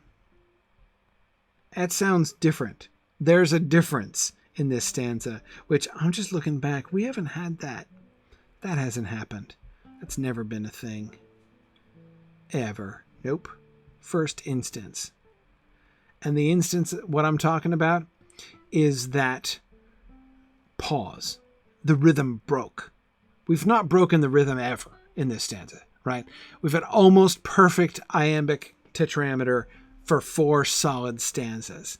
4.5, 4 3/4 solid stanzas. You notice where it breaks? She danced. Right? He sought her ever, wandering far. Now that little pause in the middle is like the pause at the beginning of the first stanza, right? The leaves were long, the grass was green. But that's not, although there's a little pause in the middle of the line, it doesn't break the rhythm, right? The leaves were long, the grass was green. He sought her ever, wandering far, where leaves of years were thickly strewn, by light of moon and ray of star, in frosty heavens shivering. Her mantle glinted in the moon. I almost just said glinted in the gloom accidentally. Her mantle glinted in the moon, as on a hilltop high and far she danced, and at her feet was strewn a mist of silver quivering. Bam! Notice that? That line, that second to last line in the stanza, slams on the brakes after 2 syllables. She danced, and at her feet was strewn a mist of silver quivering. Now, on the one hand, it's not an irregular line, right? I mean, she danced, and at her feet was strewn. It's still a perfect iambic tetrameter line, right? But the pause, the break after 2 syllables, right? And not just he sought her ever, wandering far, right? Not just a little pause, right? It's a break. Syntactically, it's like breaks we've had before, but they've always been at the ends of lines. Notice the and, right? Just like Matt was pointing out in the first 2 stanzas, right? As on a hilltop high and far she danced, and at her feet was strewn a mist of silver quivering. Again, syntactically, that's just like what we've been seeing, but we've never had it lined up like that before, right? Yeah. Oh, by the way, sorry, I'm missing awesome stuff about beech leaves that you guys were telling me. Let me not miss this. Several people are talking about a raven was talking about how beech leaves stay on the trees over the winter and turn shriveled and brown. That they stay on the trees much longer. They turn brown before they do eventually fall off, often when they're weighted down with snow, right?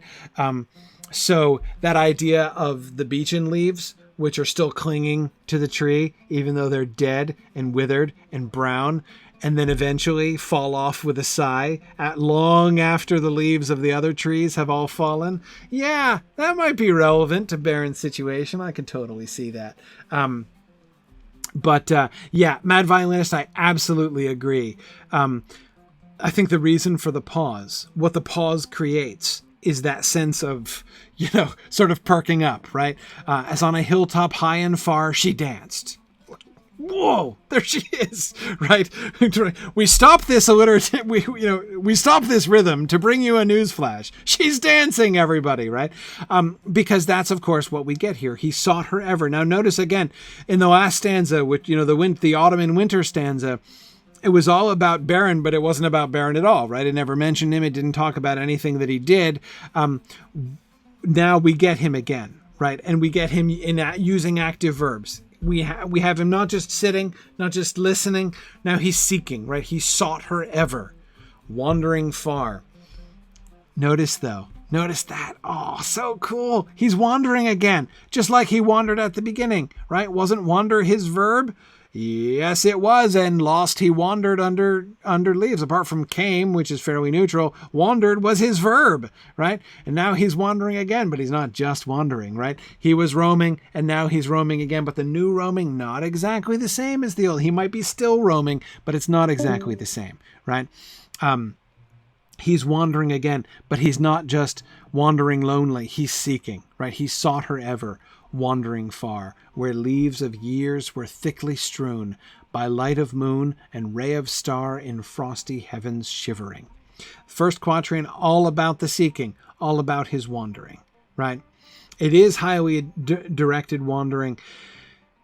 It is unclear how long he's wandering for, right? The implication, though it is not stated, is that he might well be wandering for years, right? Where leaves of years are thickly strewn. Remember the beechen leaves and the linden leaves in the previous stanza? Well, we might have done that linden leaf and beech leaf thing several times over already, right? And notice, by having the leaves of years thickly strewn on the ground, the emphasis being on the dead and fallen leaves on the floor of the forest, it's not about the long leaves on the trees and the green grass anymore and the fair and tall hemlock umbels. Now it's just about we are measuring time in autumns and winters, right? So we had the autumn-winter experience, shifting from summer through autumn and into winter in the previous stanza. And now it's like we've been having potentially autumn and winter many, many times over. I agree, Fourth Thoughtless. It doesn't necessarily say that he did wander for many winters. Now we're going to come back to your point, Fourth Thoughtless' point in the beginning of the next stanza, when winter passed, right? I'm not 100% convinced that that's necessarily literal. Right, meaning that one season of winter. But it could be, again, saying where leaves of years are thickly strewn. I mean, like, that's a description of a forest floor in winter, right? When all the undergrowth is dead and all the leaves are off the trees, what you see are the naked boles of the trees and the naked branches, and then the leaves, right? And it's not just this autumn's leaves that are on the ground. It's the leaves of years, right? Many years worth of leaves. So it's just a description of trees in winter. But again, it's like the previous stanza, which didn't actually say. Beren's sorrow was kind of like a beech leaf, right? It doesn't do that. It just describes the beech leaves and the sighing sound of their falling and invite us to think of Beren's condition in connection with that, right? Tolkien is very gentle with his metaphors and his imagery, with like that. Anyway, similarly here, the leaves of years, it is winter in Beren's soul, right? Time is passing, but it's winter in Beren's soul. And it's like he's traveling, he's seeking through the winter through the leaves of years, especially again, given the way that the leaves are being connected with her distant dancing and his sighing heart, right? The leaves of years is sort of a potent phrase, but again, it doesn't suggest, it doesn't state it right out. It just kind of leaves it there. And as Kate points out, time is a little fudgy in Fairy anyway, right? How much time is really passing? Who knows? He probably doesn't know, right? Why should we be here with the stopwatch, right? As if we could tell for certain. At the very least, it conveys the impression that this winter has gone on for years, right? Or again, many years worth of winters, and he doesn't even notice the spring and summer because it's not spring and summer since she's not here, right? There's no golden flowers when she's not there, right? It's just all he hears is the fall of linden leaves, when all he's hearing is her dancing off in the great distance. Yeah. Good. Balangsman is wondering is she leaving an actual trail for him to follow?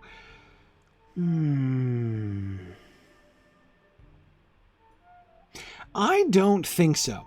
I don't think she's leading him on in that way at all. Again, notice we get to the light of moon and ray of star. Now that's important, right? That's important because we remember starlight and moonlight have both been connected with her. The starlight was what was glimmering on her and like because of her, right, in that first stanza. And then the moonbeam was what he was grasping at in the third stanza. So we have her associated with moon and stars, but notice the role that the moon and the stars are playing here. Right? He sought her ever, wandering far, where leaves of years were thickly strewn, by light of moon and ray of star, in frosty heavens shivering. So he is seeking her by the light of the moon and by the ray of stars, right? So the light is not shining on her. She's not doing that thing. Nothing's glimmering here, right? Nothing's glimmering, nothing's glistening, because she's not there for it to glisten on like it did in the first stanza for us, right? He's using the light now to look for her. What is he seeing? It's winter. He's seeing only the leaves of years thickly strewn, and by light of moon and by ray of star, he's looking for her and he sees nothing. She's not there, right? All he sees are the stars themselves and the moon itself, and they are forbidding, right? In the frosty heavens shivering. The moon and the stars give no warmth, right? They give some light for him to search by, but they give no warmth. They are shivering and frosty, right? In the heavens, distant, remote, cold, right? It's winter, right? That's what it is. That's what it is for Beren. Now, Harnuth asks the excellent question, is Luthien aware of Beren at this point? No idea. Probably at the time. I mean, when he reached out and did his grasping thing, grasping at moonbeams, and she danced away, I think she was aware of the fact that she was, a mortal had trespassed, and she was, following plan A, fleeing away on dancing feet, lightly, right? She was executing evasion plan Delta or Alpha there, really. So I think at that point she was aware of him. Is she still thinking about him? Does she know that he's still looking? No reason to think so. Maybe she is, but I don't see any reason to think so. This is a one-sided thing so far for everything that we can tell.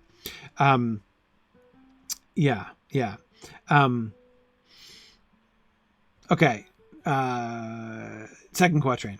Her mantle glinted in the moon, as on a hilltop high and far she danced, and at her feet was strewn a mist of silver quivering. Okay, so her mantle glinted in the moon.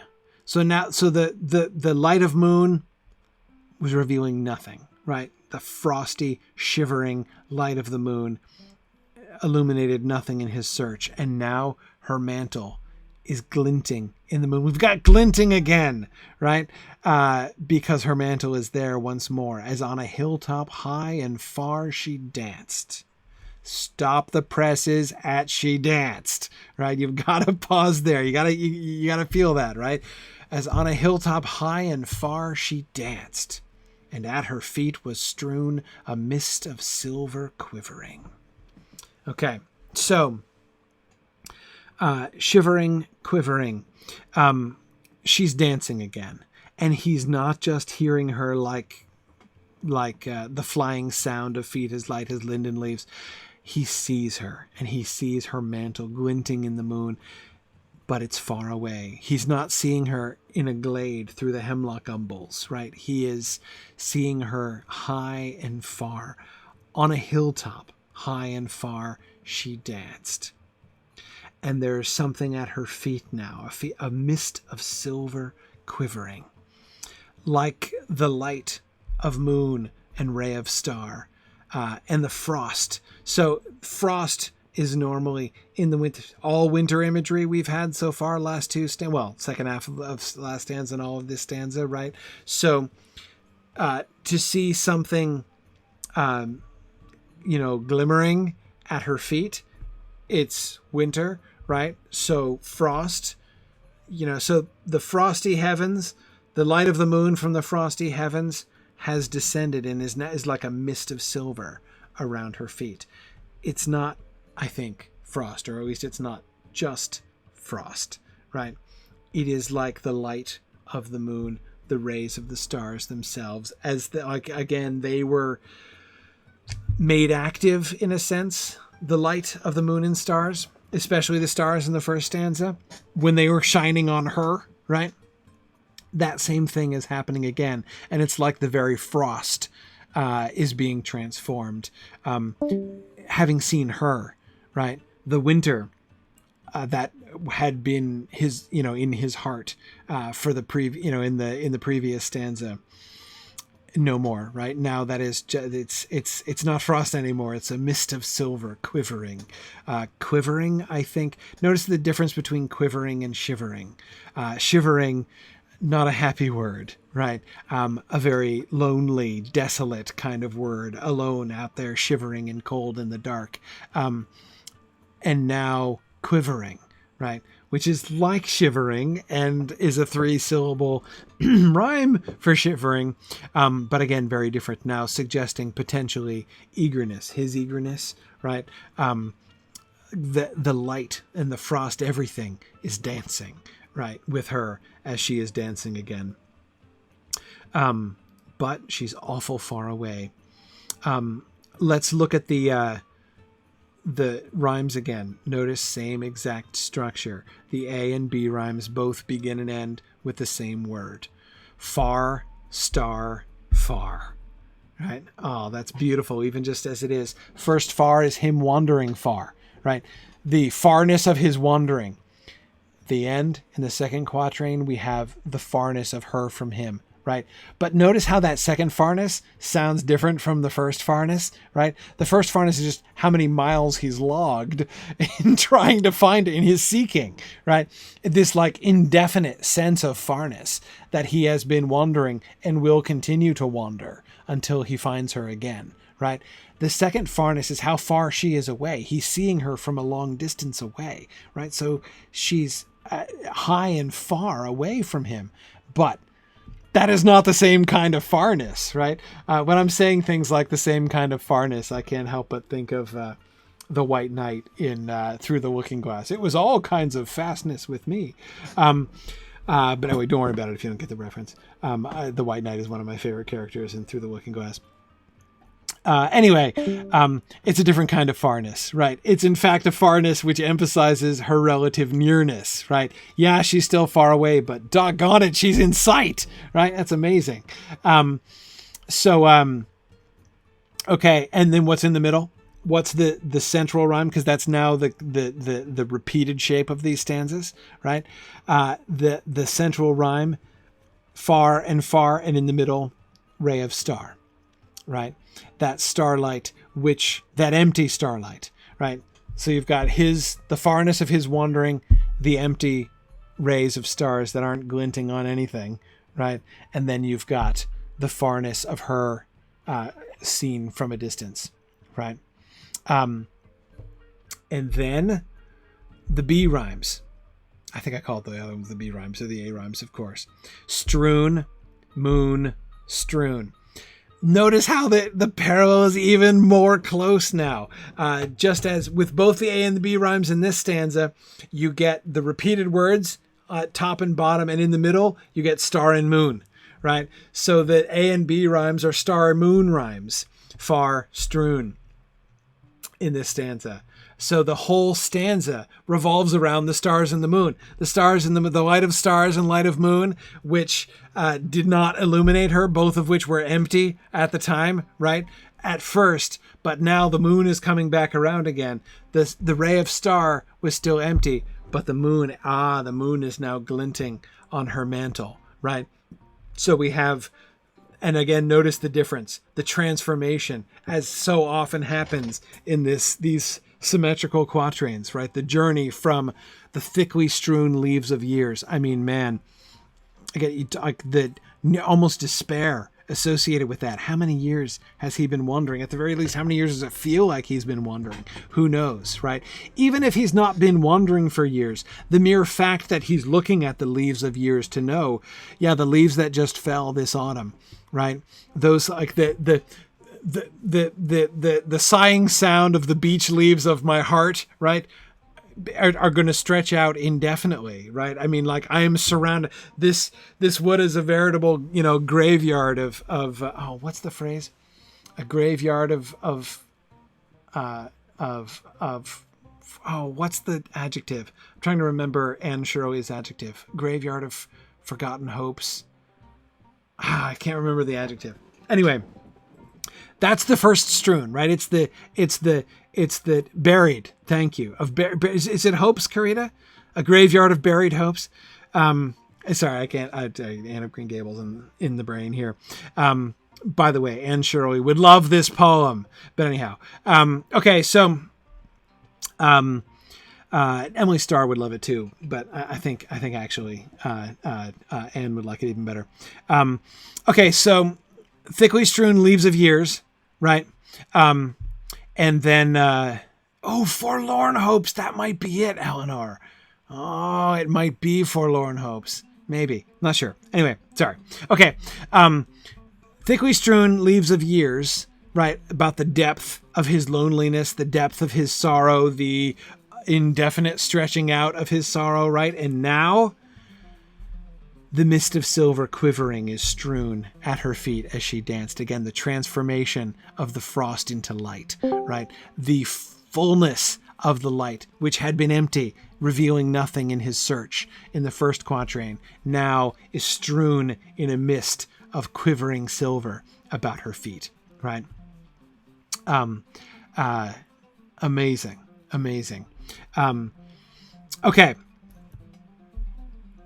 Next stanza. When winter passed, she came again, and her song released the sudden spring, like rising lark and falling rain and melting water bubbling. He saw the elven flowers spring about her feet, and healed again, he longed by her to dance and sing upon the grass untroubling. Okay, so now notice, we get when winter passed, right? So again, does this mean it's one season? I don't think this proves it, right? Of course, when he sees her again, it's spring now, right? It doesn't matter. It could have been 10 years, right? But it was 10 years of winter because she wasn't there, right? Now it's spring again. It's not really about, it is about the seasons, but it's not really about the seasons in another sense, right? But anyway, his winter has passed because she has come again, and her song released the sudden spring. Now, we have no reason to think that that's not literally happening, right? That flowers are springing about her feet, that seems to be a thing that's happening, right? So it could be literally the passing of a literal winter into spring, but it's not really about that, right? Notice the business about larks and rains and melting water, which suggest a literal passing from winter to spring. Those are all similes. Like rising lark and falling rain and melting water bubbling. What is like the rising lark and like the falling rain and like the melting water bubbling? Her song, right? Her song is like those things. And thus it releases the sudden spring, right? Spring happens of her song, right? And again, it just doesn't have to be like nature spirit thing in order for that to be true, because the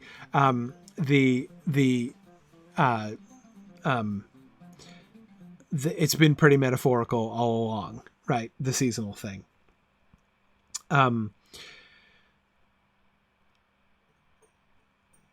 Okay. Let's see.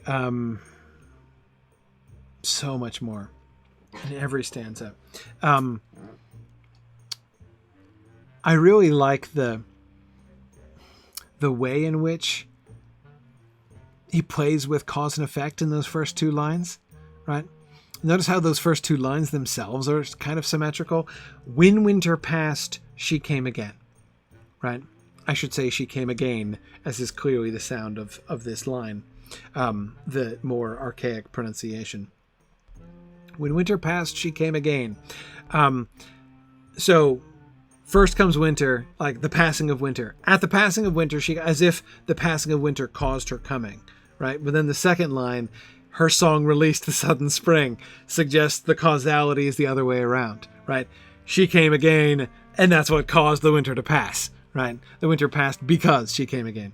And that's kind of lovely, like the way that the causality is unclear there, right? I think deliberately unclear. Like rising lark and falling rain and melting water bubbling.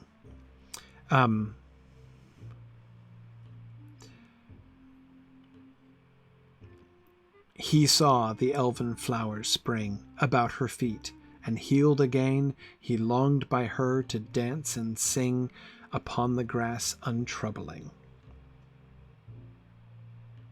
Okay, it's a really interesting thing that happens here. Notice there's a variation. Once again, we get a break to the pattern. In the previous stanza, the break to the pattern was in the rhythm, right? She danced, right? We've got to perk up our ears that she danced. Now,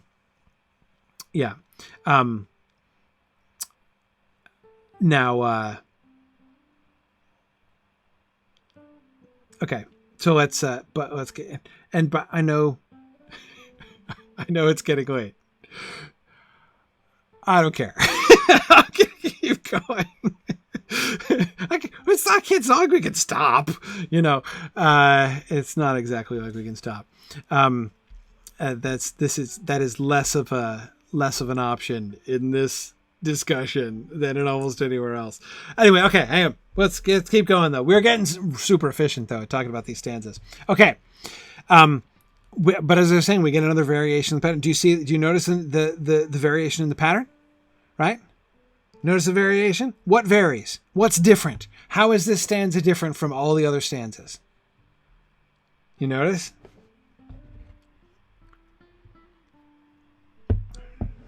Look at the rhymes. She came again, sudden spring, falling rain, flowers spring, healed again, dance and sing.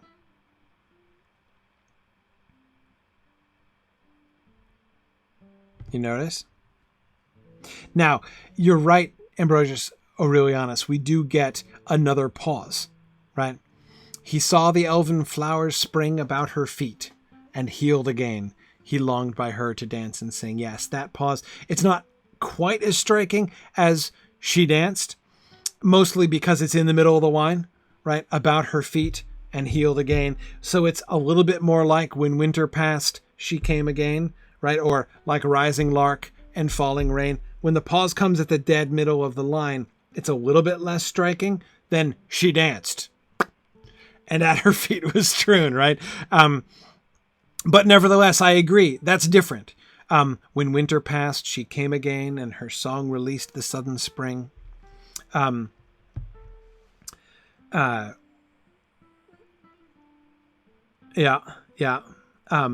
He saw the elven flowers spring about her feet, and healed again. He longed by her to dance. I agree that pause is a bigger pause. Not quite as striking as I said as the previous stanza, but it's a bigger pause.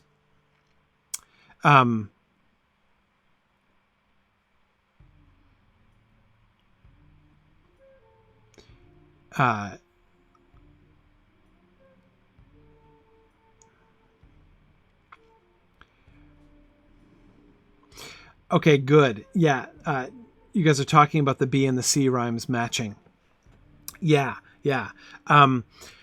It's still a C rhyme because we still get the trisyllabic thing, right? Bubbling and untroubling rhyme with each other in a different way than spring and sing rhyme, right? But I agree that is an interesting and important connection, right? The connection between the B rhyme and the C rhyme, right? Because let's make no mistake, we know which rhyme is emulating which, right? The C rhyme has been consistent all the way through, right? This is the 6th stanza of the poem, and every single C rhyme has been a present participle, right? Has been an ing word. Now, for the first time, one of the A or B rhymes is an ing rhyme as well, right? So spring, sing, connect with that primary thing. And of course, we haven't even mentioned the fact, the significance of the whole present participle thing, right? That a sort of description of an active thing, of a thing that's happening, right, is the note, the continual note of the C rhyme all the way through. This stanza is about things that happen, right? After who knows how long of deadness and the leaves of years being thickly strewn, right? Now all of a sudden, life is coming back again, right? And that growth and that movement is connected, right? It's not identical to, but is connected to that C rhyme. Yeah. Yes. Oh, good, Kate. Keep looking at that B rhyme, right? That B rhyme is where it's at in this stanza as far as variation is concerned. As Kate points out, spring, which is the repeated word in the B rhyme, is used once as a noun and once as a verb. We haven't seen that before, right?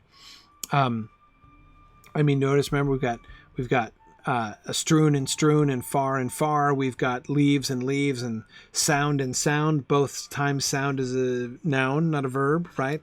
You know, feet, roam and roam, you know, nouns and verbs consistently. But now we have the sudden spring, noun, the elven flowers, spring, verb, right? Which is really cool, drawing attention to the way in which that noun is associated with that verb, right? Spring being the time when things spring out of the ground, like the bubbling, and presumably like untroubling. But notice something else. The shape is different. The shape of the rhyme is different. It's the first time we've ever seen this in the poem. The repeated words are not at the ends with the different one in the middle, right? We've got spring, sing, not spring, sing, spring, which is what we would expect, which what every other stanza has led us to expect, right? We get that with the A rhyme. Again, rain, again, right? And that's a beautiful set of rhyming words, as we've seen before. You know, the trend has been sad before, right? From the trend in stanza 3, from, weary feet to dancing, from doom to roam to still to roam, right? It's a sad trend, right? Here, when winter passed, she came again, right? He saw the elven flowers spring about her feet, and healed again. He longed by her to dance and sing, right? So she comes again, and when she comes again, he is healed again, right? So her coming leads to his healing. So now, like, the arrow's pointing in the other direction, right? As we move from the first half to the second half, with that repeated word in the A rhyme linking the first quatrain to the second quatrain, right? And what is in the middle? What's between the her coming again and him being healed again? The falling rain, right? What is her song like? It is like the falling rain that is nourishing the ground, like those, one operator with his Shures Salta, the Drocht of March hath pierced to the Rota, and bathed every vine in switch liqueur of which virtue engendered is the floor. Everybody knows this, right? That the rains in the spring, if you think about Chaucer's imagery there in those first few lines, right? That the rains of April bathed every vine in switch liqueur of which virtue engendered is the floor, right? The liqueur, the liquor of the wine of the rain, right, bathes the veins of the plants, of the flowers that are still under the earth, right? It is bathing them in richness and in virtue, right, in power, in energy, and making them sprout, right? Anyway, so the falling rain, right? So she comes again, healed again, and in the middle, the falling rain, right? Like his healing. But not so the B rhyme, right? For the first time, we get spring, spring, sing, right? Again, not the order that we would express. So how does that work? How does that connect the two stanzas? And her song released the sudden spring. He saw the elven flowers spring, right? The spring is the noun, is the thing that she is releasing, that her song is releasing, right? And then he is seeing the flowers spring, right? He is seeing the effects of her song. And then again, the word sing, right, is what we get now at the end, not in the middle, but at the end. He longed by her to dance and sing, right? What we get at the end is his longing to be with her. It's not, as is normal, sort of contained within the two springs, right? What we get is his longing to dance and to sing by her, right? But he's still at a distance. He's still outside, right? She's there. The spring is being released by her song. The flowers are springing. He wants to dance and to sing with her, but it's not in the middle. It's outside that. And upon the grass untroubling. He longed by her to dance and sing upon the grass untroubling. He wishes he were untroubling, right? Again, he's been healed. He still needs more healing. He's still troubled. He's physically healed. Presumably his feet aren't weary anymore. His feet were tending towards weariness, right? But not so much, right? Anymore. He's been healed again. But he is still lonely, right? And yes, I think Ambrosius Aurelianus, he wishes his open presence wouldn't trouble her. Yes, untroubling in that sense, not only untroubling to himself, but untroubling to her. Yes. Notice, by the way, what's he doing? Nothing. Longing is what he's doing. Not grasping, not trying to grasp any moonbeams at this point, right? He has seen her from a distance. He is hearing her song. He is seeing this flower spring. He is longing to dance by her untroubling. But that's all we've seen him doing here so far. Absolutely, mad violinist. It's the next thing I was going to say. Notice how we are seeing symmetry of stanzas, right? This is stanza 6, which is passing from winter into spring, which corresponds with stanza 4, which was passing through autumn into winter. Absolutely. So we see that again, that working very symmetrically between stanzas 4 and 6. Yeah, very good. Very good. Okay. Yeah. All right. Let's keep going because I'm getting in trouble for going late. But I can't. I'm sorry. Can't help it. Not apologizing. Again she fled, but swift he came. Tinuviel. He called her by her elvish name, and there she halted listening. One moment stood she, and a spell his voice laid on her. Beren came, and doom fell on Tinuviel, that in his arms lay glistening. Okay. No, you can't stop the signal, Druid's Fire. Absolutely not. And Sharon is completely right about how wholly unapologetic I am about going late tonight. Okay. Again she fled, but swift he came, Tinuviel, Tinuviel. He called her by her elvish name. By the way, I love the way in which Tinuviel, Tinuviel is a perfect line, right? It's a perfect iambic tetrameter line. Tinuviel, Tinuviel. I also love how Tolkien has put the accent marks in there to make sure everybody pronounces. Like no one better read that line and say like Tinuviel, Tinuviel, right, or something wacky like that. Like let us be in no uncertain state about where the emphasis falls in that word, right? I might, as a child, be able to pronounce Gilgalad wrong, but I never pronounced Tinuviel wrong, right? This poem made sure of that. Even a relatively tone-deaf teenager was able to catch that in this line. Okay. Again she fled, but swift he came.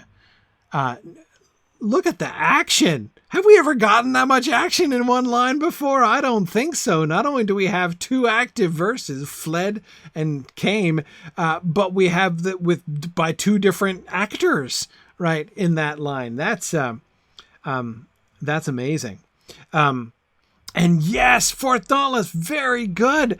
Another variation, right, which should be kind of shocking because I'm pretty sure you're right, Fourth Dauntless. If we go back, have we ever? No, we have not ever seen a period anywhere except after line 4 and line 8, right? Each quatrain has been one sentence. That's been a rule of this poem through 6 stanzas. And what do we get? Again she fled, but swift he came. Period. Tinuviel, Tinuviel. He called her by her elvish name, and there she halted listening. And then we get a quatrain like we're used to, right? Yeah, so Kate, I agree. We get that short sentence, which is just like an action sentence, right? Again she fled, but swift he came. Tinuvia. We get the urgency. Stuff is happening. This is the crisis of the whole poem, right? This is it. I mean, if this doesn't work out, like back to the leaves of years for him, right? The leaves of an indefinite number of years. It's going to be winter for a heck of a long time if this doesn't pan out right here, right? This is the crisis of the poem, and we see that in the pacing and the pauses in the lines. Again she fled, but swift he came. Tinuviel, Tinuviel. He called her by her elvish name, and there she halted listening. One moment stood she, and a spell his voice laid on her. Beren came, and doom fell on Tinuviel, that in his arms lay glistening. Another, yes, Bruce, exactly. I was just going to say that same thing. Another major, what now corresponds to she danced, right, is Beren came, right? Yeah, Beren came. His voice laid on her. Beren came. That pause. Very striking again, right? Yeah. And doom fell on Tinuviel. Again she fled, but swift he came. Tinuviel, Tinuviel. He called her by her elvish name, and there she halted listening. One moment stood she, and a spell his voice laid on her. Beren came, and doom fell on Tinuviel, that in his arms lay glistening. His voice laid on her. Beren came. That's the most striking pause we've had in any line, right? Because notice, unlike she danced is at least an iambic foot, right? That's at least an iambic foot. He's asking us to pause in the middle of an iambic foot. His voice laid on her. Beren came, right? That's how it should go. That's what this whole poem has trained us to hear. His voice laid on her, Beren came, right? No, his voice laid on her, Beren came. And I think the emphasis, it's true, it's kind of funny. It's kind of funny that the Beren came like Morgoth came thing. Yeah. That is really fun. But I think the important thing here, it's easy to focus on the Beren came, but I actually think the significance of the stop comes from the first half of the line, not the second half. One moment stood she, and a spell his voice laid on her. The spell has been laid. Like at this point, in the middle of the line, in the middle of a foot, the spell falls, right? She is suddenly taken. And she's taken off step, right? She's dancing. There she's doing her thing. She's dancing. He steps out and does his grasping at moonbeams thing in the original. She didn't miss a beat, right? Off she dances. Woohoo, right? She's gone, right? Of course, that's what you do. Again, that's evasion plan alpha, so no problem. But here she stops, like in the middle of a measure. She stops. In the middle of a foot, she stops. And a spell his voice laid on her.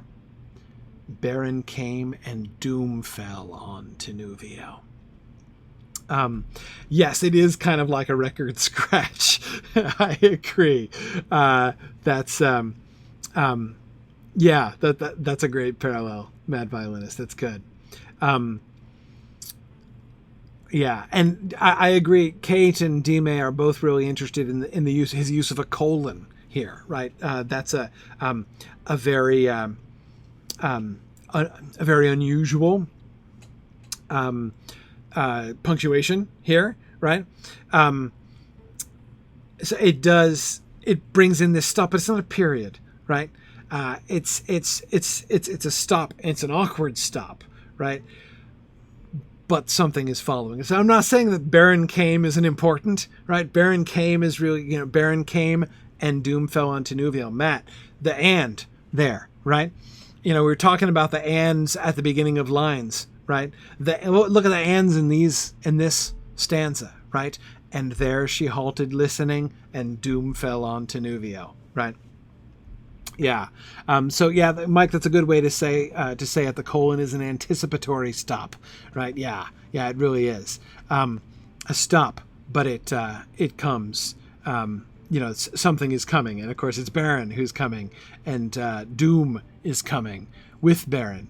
Remember, he was doomed to roam at the beginning, so doom has been associated with Beren from the beginning. It seemed like it was just his doom, like doomed to wander, doomed to roam, doomed to be lonely, right? That was Beren's doom was a sad doom. Now Beren brings doom. Doom falls on her, right? Transforming his doom, right? No longer doomed to roam, no longer doomed to wander, no longer doomed to loneliness. Tinuviel, he called her by her elvish name, and there she halted, listening. Listening, by the way, of course, we notice that both of the words, the C rhymes in this stanza, listening and glistening, are repeated words. So it would behoove us to go back and see, just as we're connecting quatrains with rhymes, we should connect stanzas with rhymes. So listening. There she halted, listening. That should make us think of in the silent forest, listening, right? Beren left. So after she runs away, right, lightly fled on dancing feet and left him lonely still to roam in the silent forest, listening. Now she is pausing, listening. The listening was him when he was abandoned. Now, right? Now she is listening as she is not abandoning him, right? She is listening to him. And yes, you guys are talking about the significance of the speaking, right? How Tinuviel is the first word. It's the first dialogue, right? We get into, but no one has said anything in this poem except maybe the piper, but who cares? So anyway, yeah. So there, that's That's clearly important. And it's a spell, right? Her name from his lips is like a spell. A spell his voice laid on her, right? Her name is an enchantment. But here's the irony. And it's a very striking irony, right? The irony is his voice lays a spell on her, right? That she is enchanted by her name, right? Said by him. So yeah, a spell, the archaic meaning of spell, it just means like it's a thing you say. It can be like news, but yeah, I mean it's like, yeah, something spoken, basically, really vaguely, is what it means. And yes, Belangsmond, we do have him naming her, essentially, right? Although there's this sense, and I have to admit, I don't fully understand what that third line means. He called her by her elvish name. In what sense her elvish name? Is this in the sense of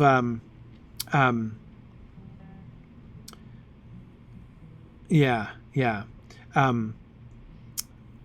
Oh, interesting, Matt. That's an interesting connection with the Yeats poem. Yeah. Oh, that would be interesting to look at, especially when we've got a glimmering girl in that same line, Matt.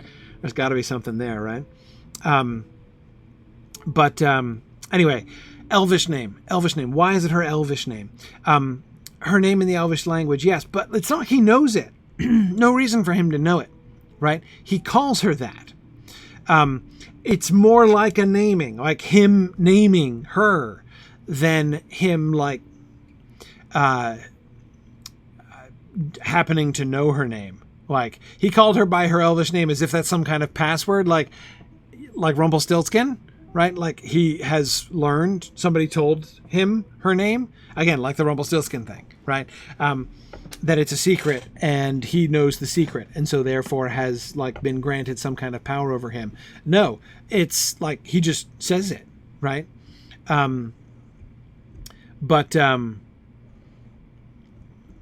Yeah. So, and yeah, Kate, you're right. The poem does not tell us that Tinuviel means nightingale.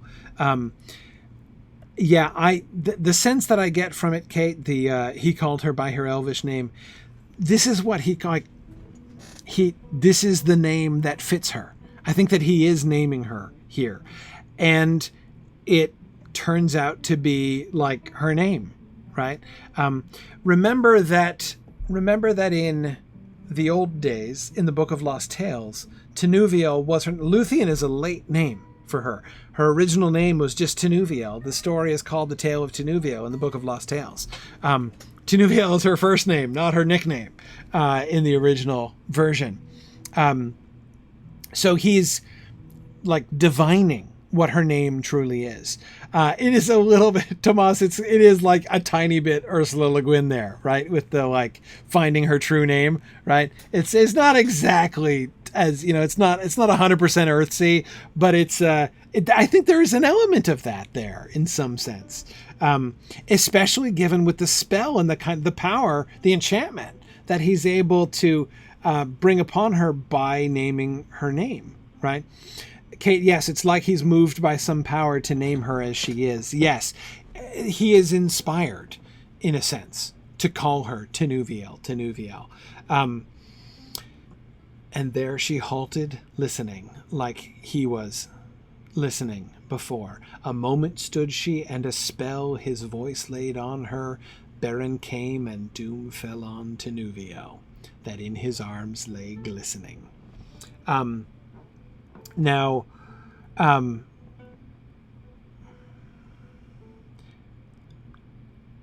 look at and the glistening, of course, right? We remember the glistening, right, from way back. And notice it was rhyming with listening before. Notice how that gets reversed again, the symmetry thing. This was in stanza 3, right? 3, 4, 5, 6, 7. Oh, look, perfectly symmetrical, right? The listening and glistening are both the C rhymes in stanza 3 and stanza 7, right? Which are exactly symmetrical to each other in the shape of the poem. And they're reversed, right? Glistening was first, listening was second. They're reversed the second time around. She halts, listening, and then she lays in his arms. She lies in his arms, glistening. Look at the first glistening was his grasping at moonbeams, right? So, oh man, the way that corresponds, his first effort to grab her, right? To grasp at her, which failed. Because he can't, you can't catch a moonbeam, right? But now he's not catching a moonbeam. Now instead, she has lain in his arms. She's the one who stopped, right? She's the one who acts by not acting, of course, right? By stopping, by halting. A moment stood she, right? And she lay in his arms. He didn't grab her, right? He didn't successfully kidnap her. She stopped and she turned. And now she is lying in his arms, glistening like that moonbeam that he failed to grasp before. Look at the A and B rhymes. Swift he came, Beren came, right? Notice how the first is a chase scene and the second one is the sound of inevitability, right? Beren came and doom fell on Tinuviel. Love that. Love how the comings of Beren at the beginning and end of the stanza feel so different, right? And what's in the middle? Her name, right? Her elvish name is what lies between the shift from how he's coming at first to how he's coming the second time, right? And look at the B rhyme. This B rhyme is my favorite in the entire poem, right? Tinuviel, her name is the B rhyme, right? And what does it rhyme with? Of course, spell, right? Spell is in the middle because her name is itself a spell. And the first time is the actual casting of the spell, right? Tinuviel. And the second time, doom fell on Tinuviel. Notice how doom fell on it doesn't say, and Beren laid a doom upon her, right? This is not something Beren did. Again, his agency, what's he doing? He's not grasping, right? He's not chasing. He's pursuing in the first stanza, but then things change in that second line. He calls to her and she halts. Again, we don't get his actions. We don't get a capture. He comes to her and she allows him to come, right? And lays in his arms, glistening. Lies in his arms. The whole past present tense thing there makes it awkward to talk about. So beautiful. As Beren looked into her eyes within the shadows of her hair, the trembling starlight of the skies, he saw their mirrored shimmering. Tinuviel, the elven fair, immortal maiden, elven wise, about him cast her shadowy hair and arms like silver glimmering. Okay. What do we get here? What do we see? Okay. As Beren looked into her eyes within the shadows of her hair, notice what's happening now. Oh, it was just like at the beginning, right? Where he's looking through the leaves. What does he see when he peeks through the leaves? Her hair, right? Her hair following behind her, right? That sense of togetherness, but like it's a so near but yet so far kind of situation, right? Now he's not looking through the leaves at her hair going by. He's looking through her hair at her eyes, right? So cool. The trembling starlight of the skies, he saw their mirrored shimmering, right?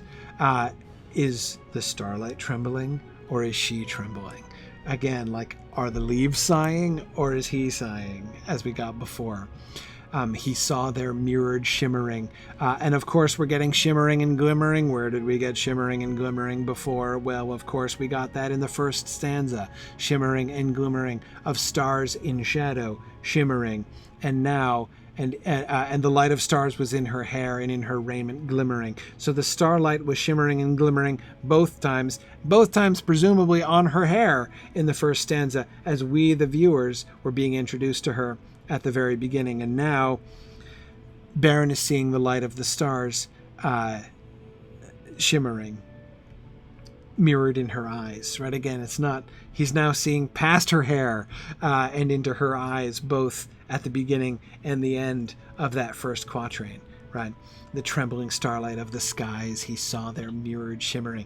Remember how cold and frosty the rays of stars were in the sky a couple stanzas back, right? Things have changed a great deal. And the light is no longer, notice it's not on, it was glimmering on her hair before, right? Now the light is within the shadows of her hair, right? Her hair is like a shadow around.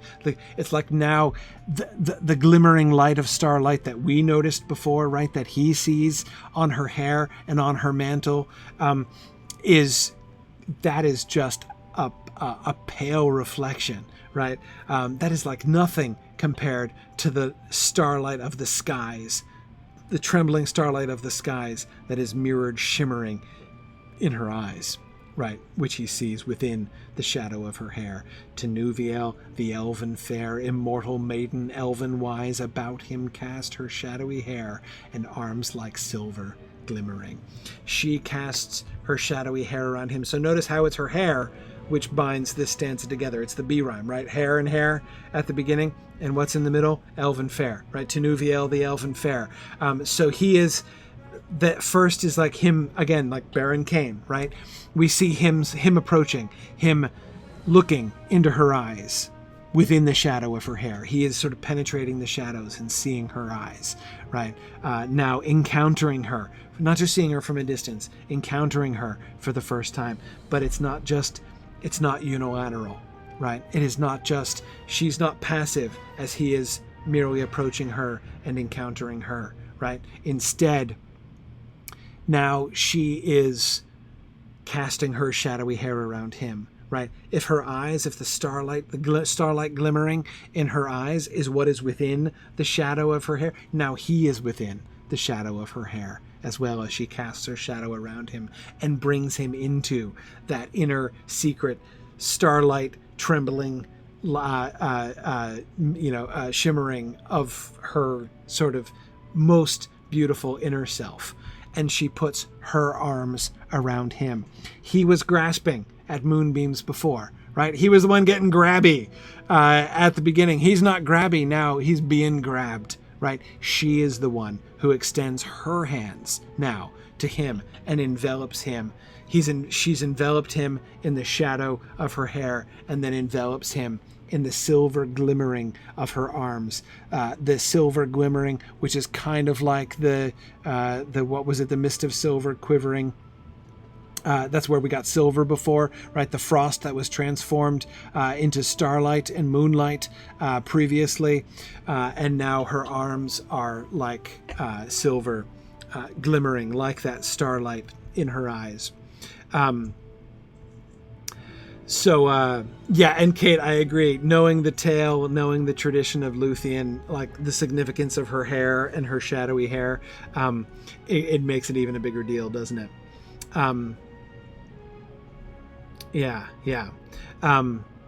Good. Now look at the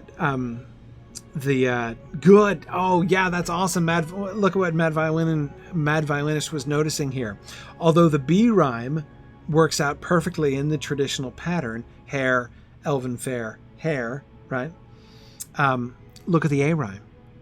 As Beren looked into her eyes, the trembling starlight of the skies, immortal maiden, elven wise. What? Perfect rhymes, but no repeated word, right? It drops that pattern altogether, right?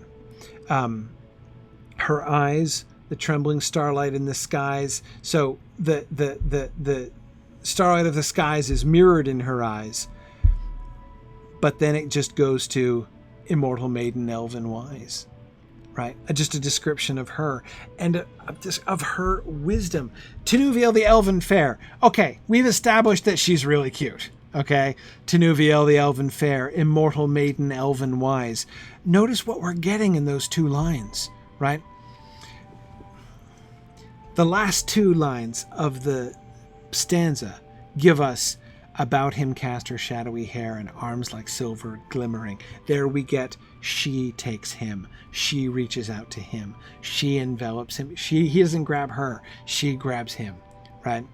We get the mutuality of their coming together there. He has come to her. She has enfolded him. The first two lines of the last quatrain of this stanza, Tinuviel, the elven fair, immortal maiden, elven wise, establishes what a darn big deal that is, right? For her to do this. Like, do we all realize who's doing the accepting here, right? Do we, like, Beren, are you processing this right now? Right? This is not how fairy tales end. Mortals who wander into fairy and go prancing off into fairy circles where elven maidens are dancing. This doesn't happen. They don't halt and turn to you and cast their shadowy hair about you and their arms like silver glimmering. It doesn't work that way, right? And again, we get that emphasized. Tinuviel, the elven fair, immortal maiden, elven wise. We don't get something about her eyes there in that stanza, which is what we would expect as Beren looked into her eyes, right?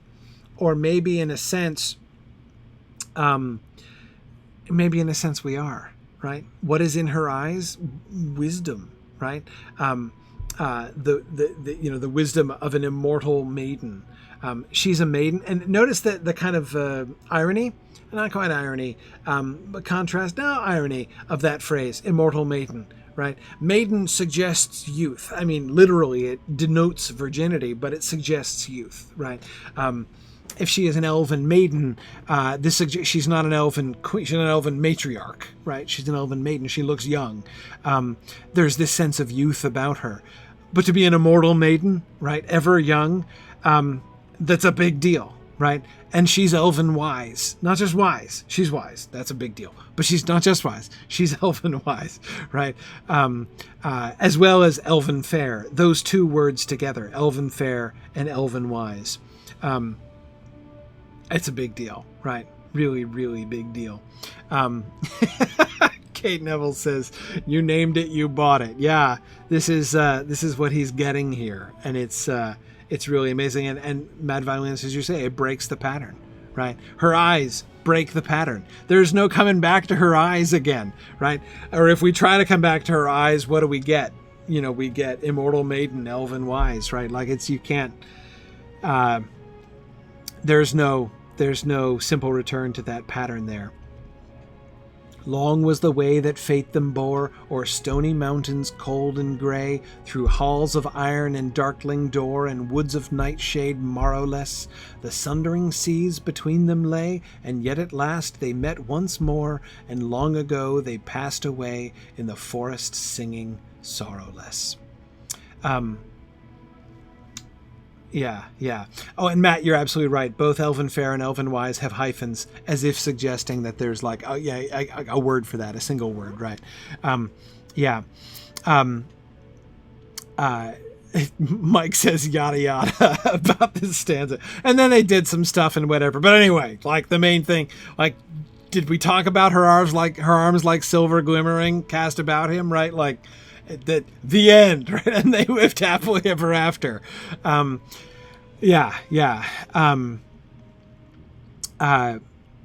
anyway, so I get that, but let's still try to look at these stanzas here. Long was the way that fate them bore, o'er stony mountains cold and gray. Wait a second. Stony mountains? Hang on a second. Wait a second. I am pretty sure there Beren came from mountains cold, and lost he wandered under leaves. So we're reversing the direction, right? Beren came from the mountains and was lonely and wandering and roaming and all that stuff. Now, long was the way that fate them bore. They've got they've got some roaming to do, right?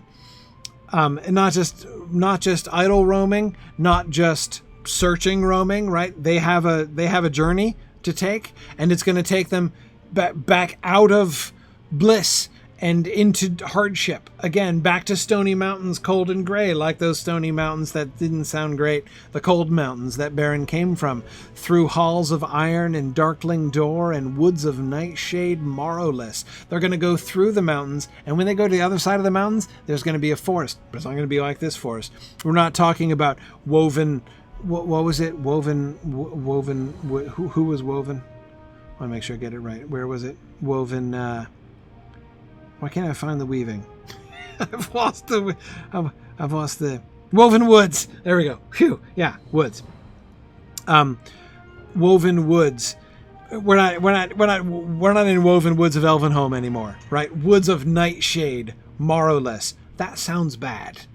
That sounds bad, right? Like a halls of iron and darkling door. We don't need to know the whole story to know. Again, that sounds bad, right? So they're going to go into hardship. They're going to go into darkness. They're going to go into danger, into the shadow of death. Woods of nightshade, morrowless, where tomorrow doesn't come, right? You go into these woods of nightshade and tomorrow is not going to come, right? The sundering seas between them lay, and yet at last they met once more, and long ago they passed away in the forest, singing sorrowless. Okay, so notice, as Mad Violinist was already pointing out, notice no repetitions in this last stanza. Her eyes broke it, like permanently. We don't get any more, right? We got our hair repeated, we don't repeat her eyes. And we get no repetition in the entire last stanza. Bore, door, more. Gray, lay, away. No repeated words, right? So that structure's gone now at this point. And no one else, of course, is gone, very obviously, right? The C rhyme. The C rhyme is still there, but it's different for the first time. The last stanza is completely different. We're not a present participle anymore. Morrowless and sorrowless. But that, oh my goodness, right? The transition. Morrowless sounds pretty like tomorrow's never going to come. That sounds like they're headed off on a... So the first quatrain sounds like a bit of a downer. Well, we don't know the details, right? But it sounds like a bit of a downer. Okay, so they got together and that was cool and everything. But then they had to go through stony mountains, halls of iron, darkling doors, woods of nightshade. It was bad and tomorrow never came. The end, right? That sounds pretty depressing. However, notice where it ends, right? The sundering seas between them lay. Okay, that doesn't sound good either. And yet at last they met once more, and long ago they passed away in the forest, singing sorrowless.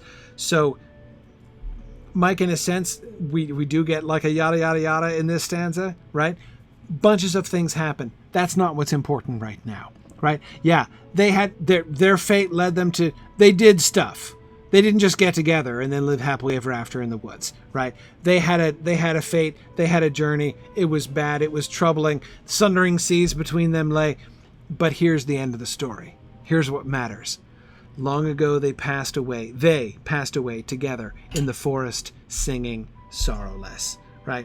Morrowless, the C rhyme connects with sorrowless in this. That doesn't sound so bad, right? Yes, they're going to go through sorrow. They're going to go through suffering together. But they are going to transform morrowlessness to sorrowless, right? Yes, Marianne, I absolutely agree. The end of this poem, the last line of this poem is a eucatastrophe, right? That's just amazing. Yet at last they met once more, and long ago they passed. Notice how within this stanza, the whole projection of their future lives and the long and complicated and troublous fate that they have mirrors the shape of the earlier part of the poem, right? The spring and summer, and then the winter and the division and the separation, and the leaves of years are thickly strewn, and then the sudden spring comes again, right? It's like this last stanza is like a promissory note on that, right? Yeah, there's a lot more to their story, and some of it is sad. But you know what? Here's what happens at the end. At the end, the sudden spring is going to be released again. They're going to be joined together. She's going to cast her arms like silver, glimmering about him again, and it's all going to be good. They're going to be in the forest singing, sorrowless. And notice the second to last word of this poem, singing, right? We get the present participle, not as the C rhyme, because it's not the C rhyme of this stanza, right? This stanza is set apart. The difference in the C rhyme is totally enough to set it apart from the entire rest of even if you didn't notice that the plot structure is a little bit different, right? The whole narrative structure different in this stanza, how this stanza is apart from the rest of them in that way. And yet we get that the C rhyme really clinches it, right? But we still get singing at the end. They are singing. Sorrowless becomes not a again, moralless sounds like a hopeless end to all the present progressives that we've been getting. The listening and the glistening and the shimmering and the quivering and everything else that's been happening over the poem, leading forward to these great moments where we're going back to the original words that we used at the beginning of the poem in C rhymes. And now morrowless. Again, sounds like we've come to a dead end. No, we've transformed the dead end into morrowless, and we're singing as we do it, right? Just as we had the her music and her dancing at the beginning. Absolutely, Kate. This poem is like the star that Sam sees in Mordor. Absolutely. That's the message of the end, right? Yeah, in a sense, the whole let's tell the story of their journey to Angband and what they accomplished, and that's inspiring and totally relevant to the situation of 4 scared hobbits, being pursued by ring wraiths. But you know what? This is what matters, right? Let's jump to the end, guys, right? Yeah, they okay, so that he's gonna die, and then she's gonna die, and it's gonna be rough and everything. But you know what? Okay, bottom line, long ago they passed away in the forest singing, sorrowless. Let us maintain the focus on the eucatastrophe here at the end. Okay, so speaking of endings, this is the longest Exploring Lord of the Rings class I've ever done, because darn if I was going to stop talking about that poem in the middle. I could not do it. So, okay. So Valori is pretty late now. And I'm not sorry. So here's what I'm thinking. Yeah, I know. I idled out like half an hour ago. Totally. Can we? I think we couldn't. There were no options here. Yeah, Veronica said it's only 9:30 in California. Yeah, no problem. Correspondingly, Veronica, it's already 5:30 in England. Pretty soon they'll be getting up and can join us. I think. Why don't we just stop here? I'm not going to try to keep everybody up super late for Field Trip now, but I'll tell you what. But I don't want to miss Crick Hollow. I feel bad not getting to do our Crick Hollow Field Trip. So maybe we'll come back and we'll do Crick Hollow again next time, and then we'll pick up with the Field Trip there next time. We'll just end tonight now, and we'll do Crick Hollow again next week. Does that sound fair, Valori? Think we can do that? Yeah, that sounds good to me. Excuse me, I actually didn't. I wasn't intending to.